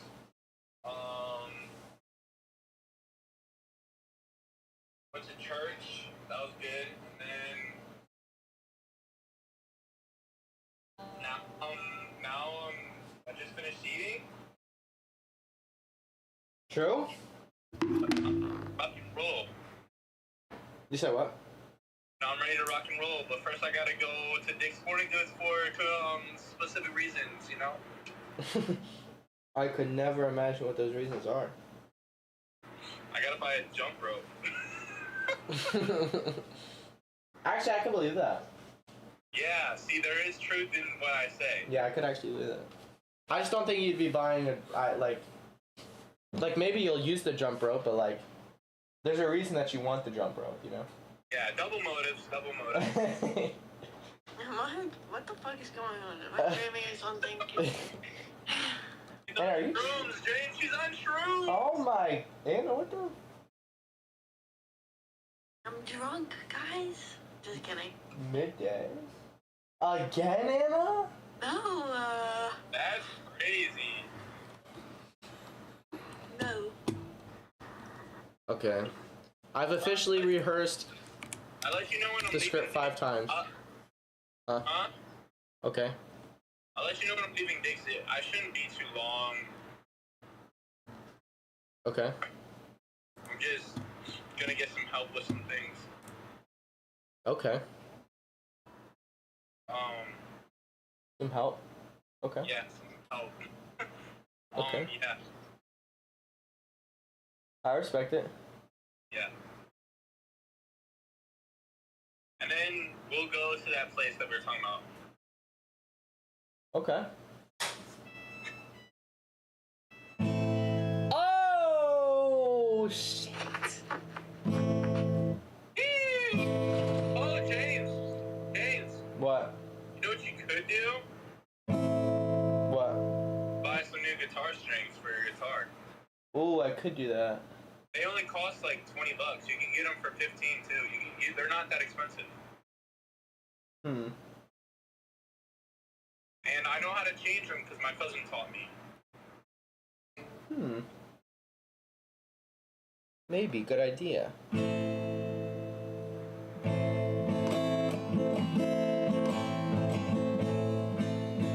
Okay. It's just a suggestion. We can do that if you were willing to spend $20. Okay. My only issue with that is I don't know how much of an impact it's gonna be, you know? I don't know. I mean, you'll see. Yeah, I would see. That is true, I would see. I mean, I went home last night and played mine and I thought there was a difference. Huh?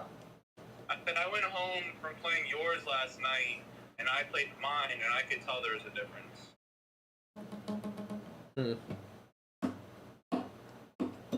Okay. So, yeah. As long as so. I got like triple wrap on my finger right now. Sheesh. I think I should just do double though. James, does it work well? It works so good, bro. I mean, it still hurts, obviously, but it feels more like normal pain, like the rest of my fingers. Oh, really? Yeah. That's so weird. Yeah, dude. Very nice. I mean, it still hurts more than the other fingers, but it's like way better. Like it's tolerable. I can tolerate it. That's good.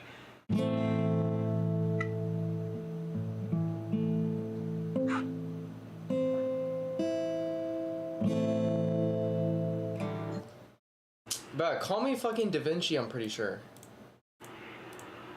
Right? Just call me Da Vinci. James, what are you doing in your live stream? What are you talking about? So I was doing the... Yesterday and today, and it was about God or something? Yeah, so I'm doing a video on divine hiddenness, which is like a argument against God, and basically I'm just explaining what my view on the argument is, if it's good or if it's not good. Okay. Because I'm making a video on it, so this is me right now just practicing the script for it. So it's where it feels more comfortable for me to talk about it. And when I feel comfortable, which I'm gonna say is like 10 full run-throughs, then I'll probably make the video. Right. Basically, I'll record the video 10 times before I actually record the video, if that makes sense. Yeah.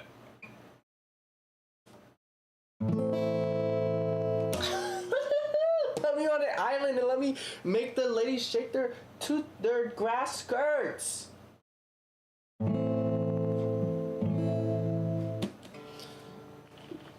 It feels so good to be able to play chords. Holy fuck.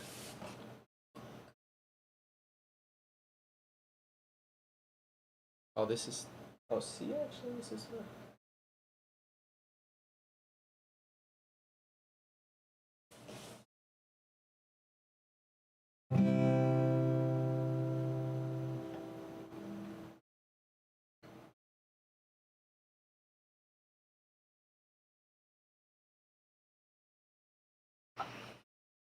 And then stuff.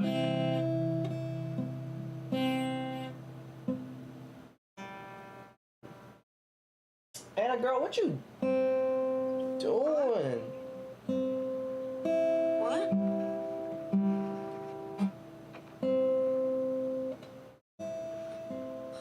I just sleep better.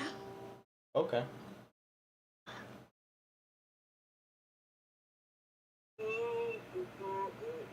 So when am I supposed to go out and get a whip? Get up? What? What am I doing? At what time? Or is this show that you just called the trap? Gosh, you gotta...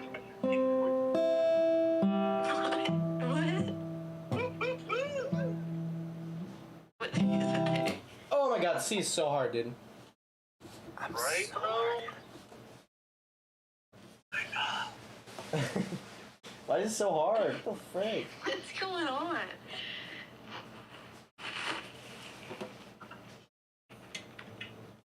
Alright. Okay. Alright. I'm gonna go because I'm about to be at Dick's. Dick's Sporting Goods, so I'm gonna go. I'll text you when I'm leaving, and when I'm...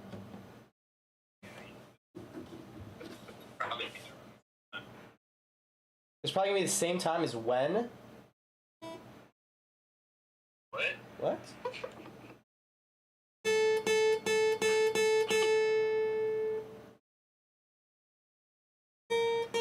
Eddie ain't done my goodbye, Eddie.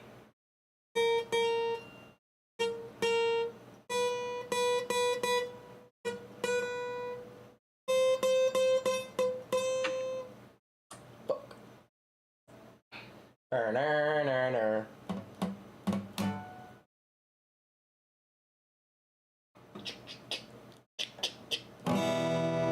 And I like sriracha on my sauce. A fudge bar today. Huh?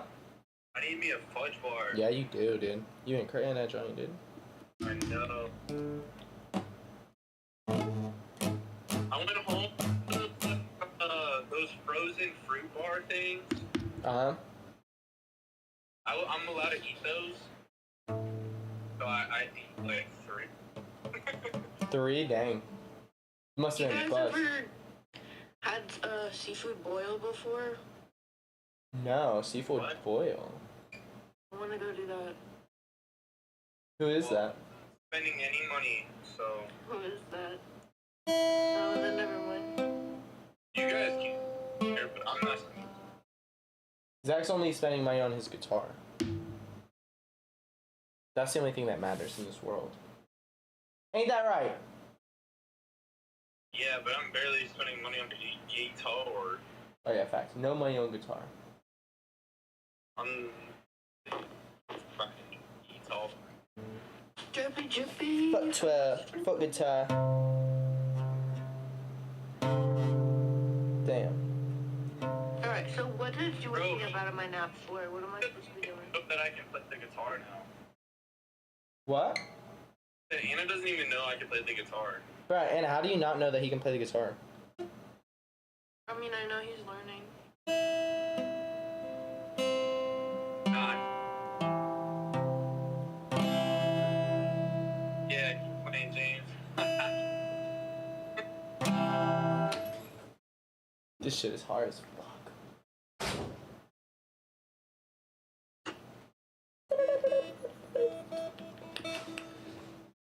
I think I like finger better, bro. Yeah, finger's way better, bro. Yeah, the fingers are way Yeah, facts. I thought I wasn't a fan of finger. I told you I loved. Why y'all gonna make it so sexual? What the? better. I didn't. I was laughing at something else. You made it sexual. Nah, you're such a liar. No one said sexual till you did, Zach. Yeah. Y'all were implying. You're literally an nymphomaniac, Zach. Shut up. Y'all are literally implying, so. You're projecting your own implications, dude. Y'all are implying, y'all are implying, y'all are implying. Look, I was just implying that fingertips are better. That's all I'm saying. Fingertip guards. You know what I'm saying? Oh my gosh. I feel like you gotta see my head. Apparently. What in the world? It's so busy. Look at this guitar pick, Zach. What? Dude, what in the world? Wait a minute. Yo, Joe Biden dropped out of the... No way he dropped out. Good for him. He did something good for his life, for one. Zach, that's not good for you, dude. That means the Democrats have a higher chance of winning now. How? Because Joe Biden's ratings were super low, bruh. Yeah. So who's going up in his place? The Democrats didn't even like Joe Biden. Yeah. I don't know. I mean, I don't think people are gonna vote. I don't think a lot of Democrats were gonna vote for Trump, but they just probably weren't gonna vote at all. Is my guess. Hella Democrats were gonna vote for Trump. For real? Yeah. That's insane. I'm with you. I love Trump, so. You just want his kook, Zach. That's all. You're just a little sus. I would. You just love his skin tone, that's all. Yeah, what you want with, bruh? Look at arms. Trump is a freaking. We need a king like Trump. We need a dictator. Yes, sir. Yeah, I agree with you. Give us dictator Trump, please. We need a man like Trump. Delicious. I need democracy to be over already. It's had its last straw. Trump needs to end democracy. Facts.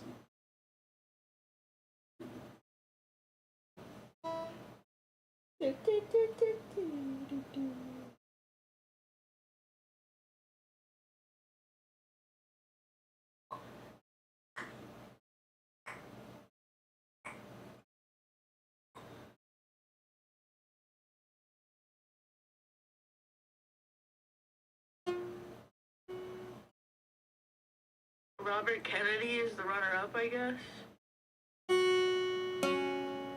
I don't know. What? Robert Kennedy is a Democrat? What? I thought he was a Republican. Thought he was Republican as well. Let me look it up. I can't. Republican. 2 Republicans. Good Lord. That's what we need more in this country.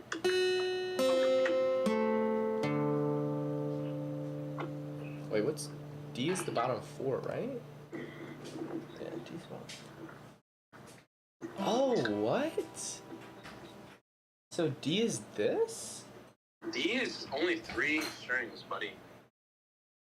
No, D is the bottom. I'm saying for what you strum. Yeah, you don't strum. No, it's the only bottom 4. Yeah, that's what I'm saying. Alright, y'all, I gotta go. Okay. Okay. Yep. He's Democrat, Robert. Wow, I didn't know that. Yeah. He's a little So, silly goose. Can you explain to me what is going on?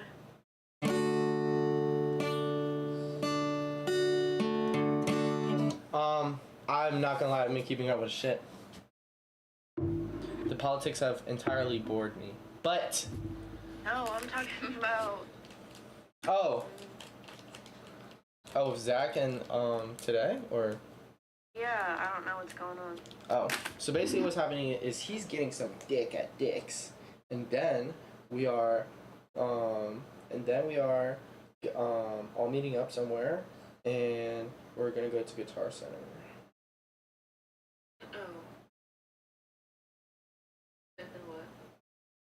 And then Zach's gonna look at guitars, and then I'm gonna buy some guitar strings.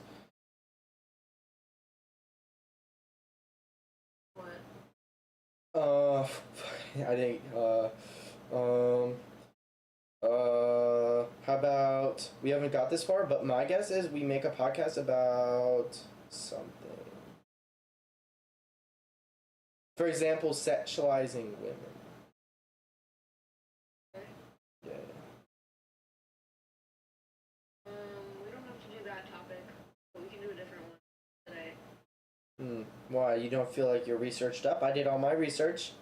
I don't think that Zach is ready to have that conversation. He definitely is not. I don't, honestly, he's an argumentative person, and he would let that destroy a relationship between people, so I don't want to talk about that stuff. No hate, right. but I'm just being real. I mean, I don't think Zach would let it destroy anything. Zach gets angry pretty fast, and then he gets pissed off, and he'll shut down and not want to discuss anything. And I just don't want to do that. Not feeling up to it. He could get angry, but that would just be for the day. I don't think it would mess with anything in the future. But yes, I see what you're saying. Yeah, I'm just not down to handle that. Yeah, no, I get that. I respect that. All right, what if we talk about the WNBA, huh? Okay. Sure. Okay.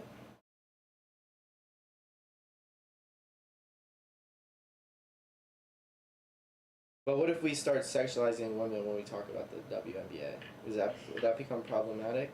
I mean, yeah, usually I keep my mouth shut whenever y'all do that, so.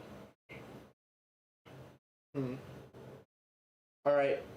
I think the WNBA would be honestly a terrific topic to talk about, but I feel like we should each do our research first. Yeah, I agree. Okay, because there's probably so much. Specifically about it. Okay, so we're gonna be talking. This actually, I feel like WNBA would be a great topic. Okay. We're gonna talk about Caitlin Clark, or are we gonna talk about something? So we're gonna talk about Rookie of the Year, obviously. Okay, this has probably been the most hot button thing. Rookie of the Year. We're gonna talk about the baddest NBA. Sorry, the baddest player of the year. Okay. We're gonna be talking about the greatest WNBA player of all time. Okay. We're gonna be talking about how to get more press on the WNBA. More people interested. Can you repeat that last one? How to get more people interested in the WNBA. Oh, okay.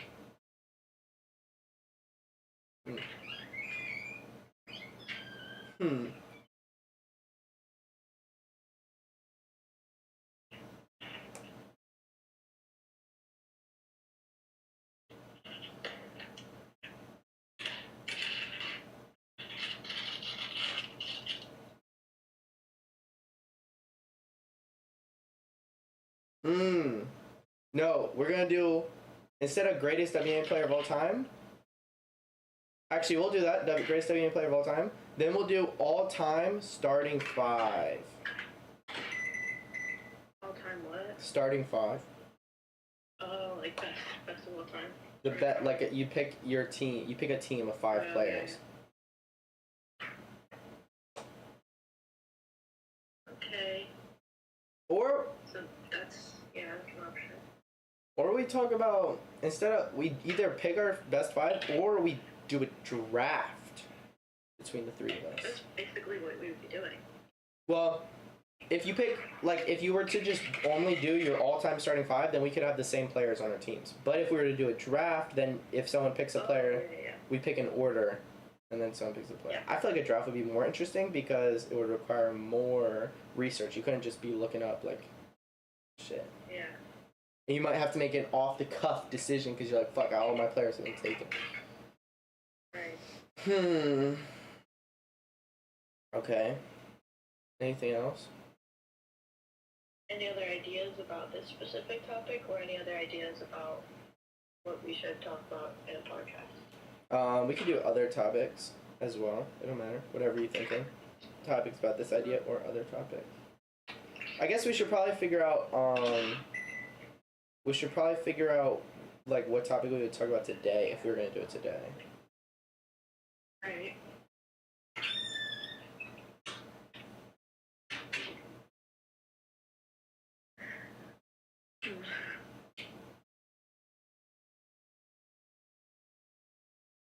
We could do,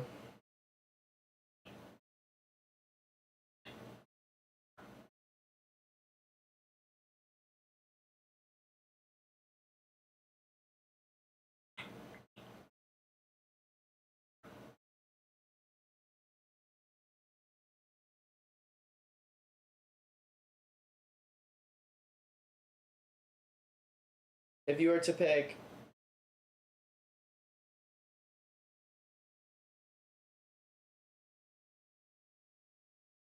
we could do like a draft for a sport like basketball or soccer again. We could do basketball again and do animals. You draft a team of animals.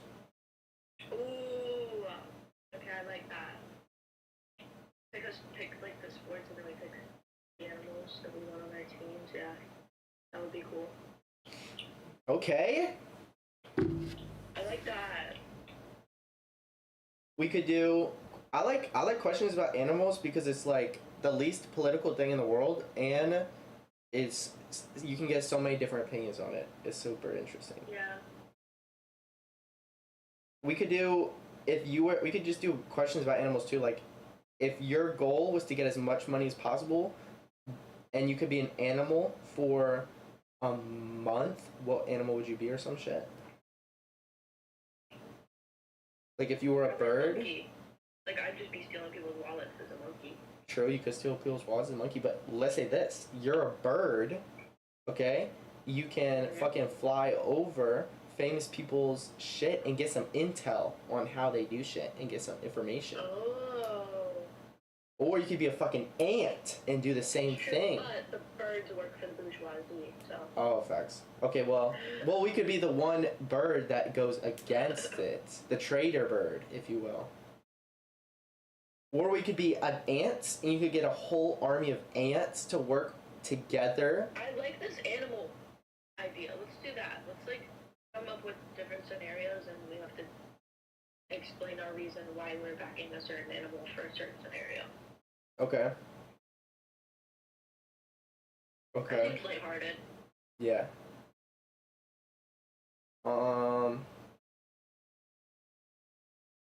Best. We could do like best animal in an apocalypse or some shit. Like a zombie apocalypse? Yeah, we could do zombie apocalypse. Zombie apocalypse.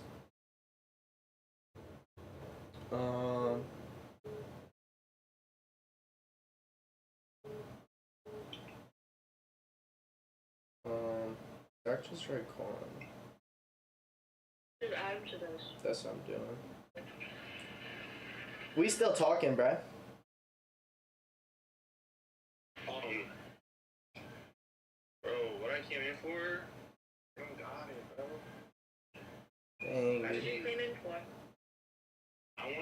shirts, and then just for work, and then I also want to try to get a jump rope. I think jump rope's upstairs. I haven't checked upstairs yet.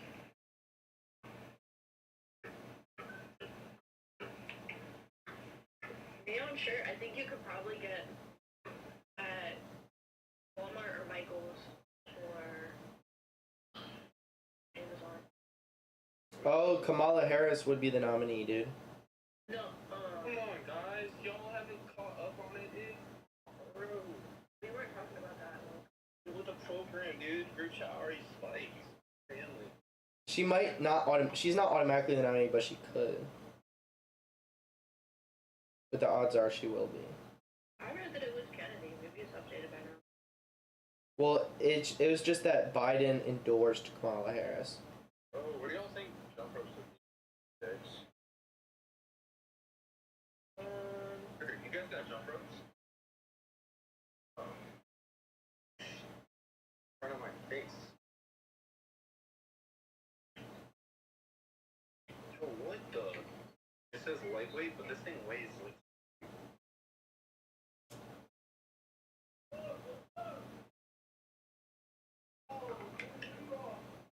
How do I know what it is?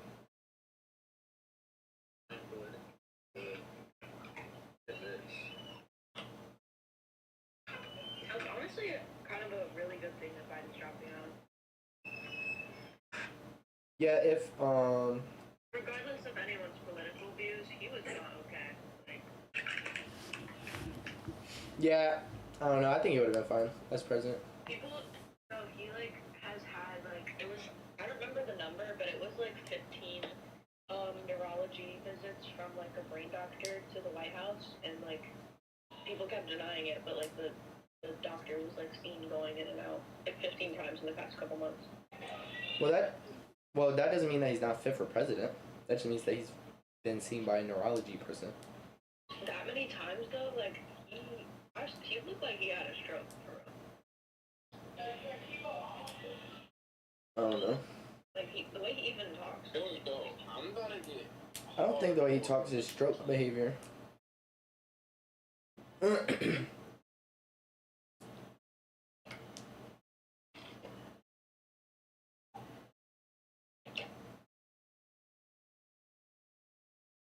even know what this is.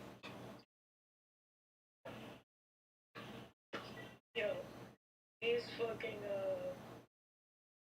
news platforms are going insane.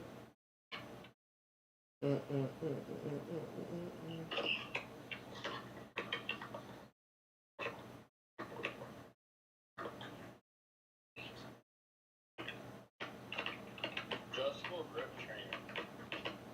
It goes up to 45 pounds. What do you think? You think I can do 45 pounds? 45? I don't know. Yes, 45 pounds. I have no idea. Or either. We're about to see. I'm about to max it out and try. I did 10 pounds with my fingers, so. Okay.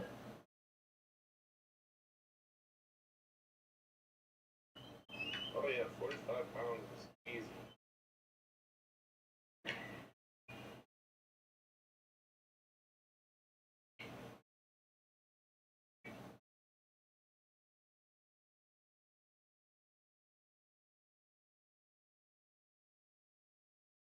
Yo, 45 pounds is way easier than I thought. What the heck?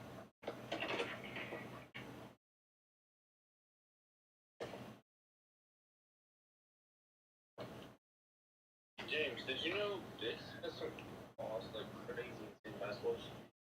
Basketballs? Yeah, dude. No. They got evolutions here. How much? I don't know, it doesn't have a price tag on it. Oh, wait. Where are they? I'm trying to find them. Right here, Wilson Evolution.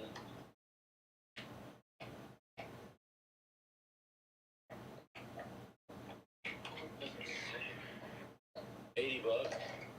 Jesus Christ. $80?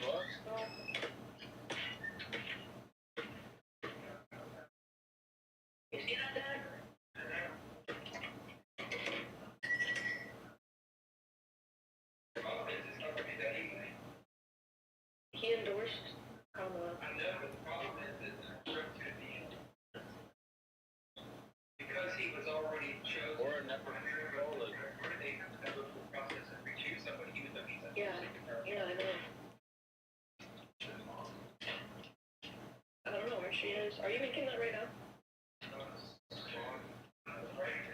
Do we have burger buns?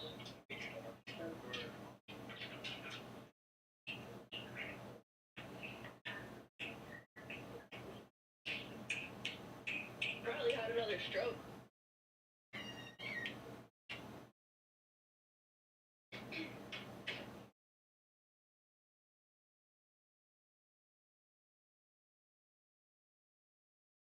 Bro, this joint is so nice. Look how nice this wall is, dude. Yeah, no, evolutions are different, bro. That leather, bro. That leather.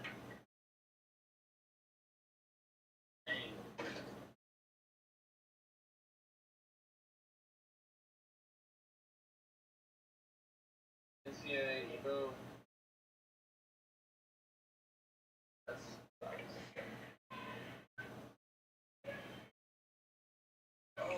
oh.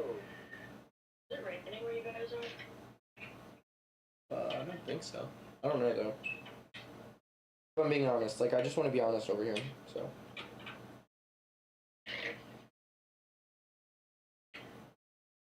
You know what they say about like honesty in the policy or whatever. So. What do they say? Feeling like it's like good, for sure. Something you want to like try to strive for or something.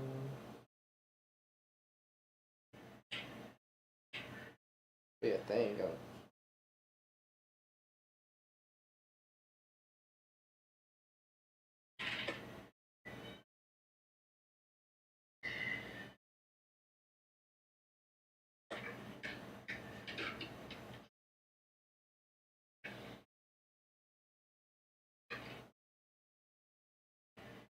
Bro. What? How you doing? Good.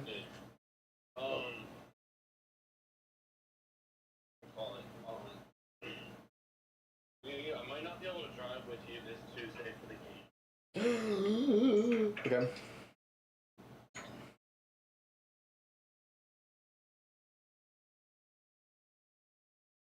What time is your game? It's like Saturday. Just kidding. It's like I think it's like 7 day. Pretty sure. No, dude, it's at 9:10. It's at 9:10. Yeah, if I'm not mistaken. 9:10, bruh. Yeah, well, I don't want to be mistaken, so. Typically, I'm not, like, in most circumstances, so. But, like, there has been those circumstances, so. I'll see you. Shoes, Gus? What? Chicken butts. No, next week I'm working all 7 days. Holy, why? Because I went overtime and Corey's on vacation. I don't have to, but True? I don't like overtime. No, that makes sense. Yeah. Jesus. Oh my gosh, Rebecca! Alright, so what are we doing? Zach? For real.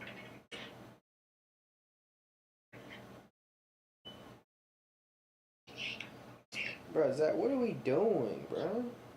Bro, just relax, okay? I'm on my way. Nothing passes. Nothing passes you. So you're coming here. Is that right? Yeah. Okay, and Either we meet there or we meet at Aunt's house. either we meet there or we meet at Anna's house? Yeah, it's up to you.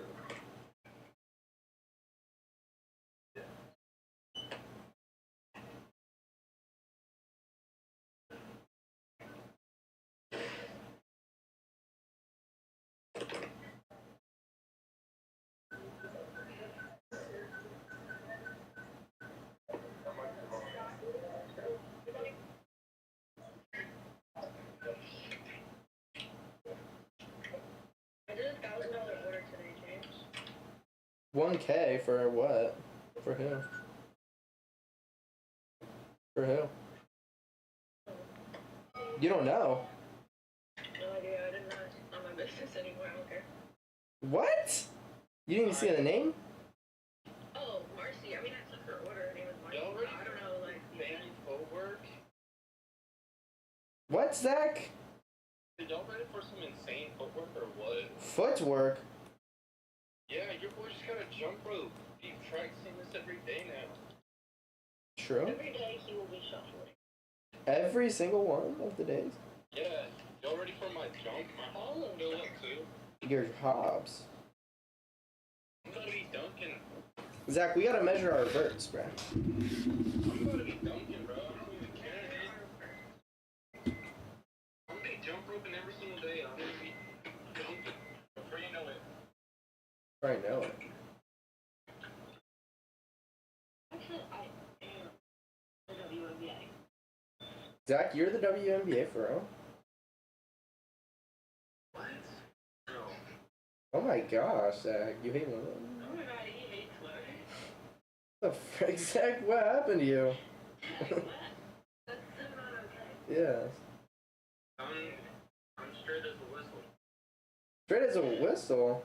What up? You hate gay people? Did you just call me a faggot? What the heck? Seriously? Yeah. Yeah, sure. I don't know what happened. I don't know what happened to you. The heck? That's what you want me to say. That's what I said then. Oh my! That's what you wanted us to say.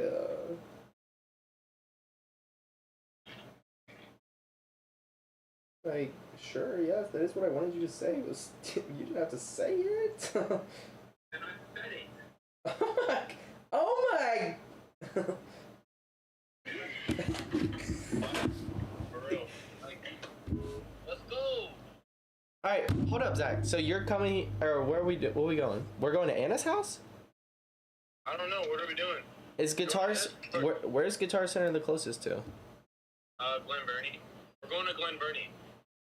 So, either mine or James would be sufficient. I think James might be closer to Glen Burnie. I don't know.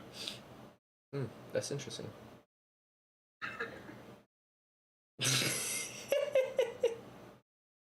Well, we're not allowed inside James's house today. That's it's true. Sunday. It's true. Oh, then how the frick we can't do the podcast? Dang it! Okay, then come to my house, because y'all can come into my house. I don't know if you want to, but... She does not want to, because she's weird about that. Okay, then. Never mind. How about we let James speak for himself? Alright, then speak, little bitch. Yeah, I don't want to. Nah, I'm chill. I'm down for it. Let's do it. Alright, here you go. You grew up here since the last time. Whoa. I wasn't being for real. Just kidding. Let's. We could always do the podcast in, like, a car or something. I guess this is true. What is our topic? Or we could do it at my house. We could, do it at my house. What is our topic, though? That's what we were discussing when you were gone. Yes, we were discussing the topic, Zach. So don't you want to know what it is? Yeah, what is the discussion? We're gonna be talking about animals, and by animals we mean women in basketball.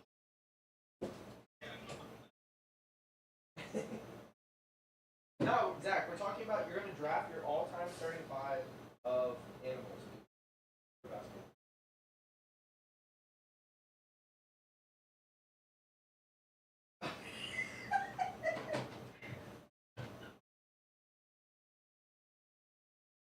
That's wild, dude.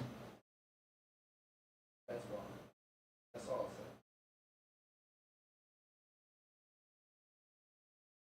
I'll say. I'm taking blonde. Just get that out of the way. I'm not even that big of a fan, but I'll still take them. Oh, the blonde, the redneck blonde.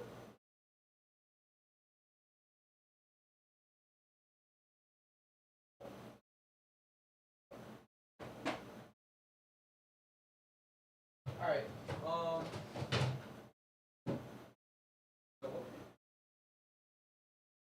Alright, so I can bring my mics then. Yeah. Alright, stream. Sorry, guys. Sorry, I'm gonna have to end the stream. I know. You guys give me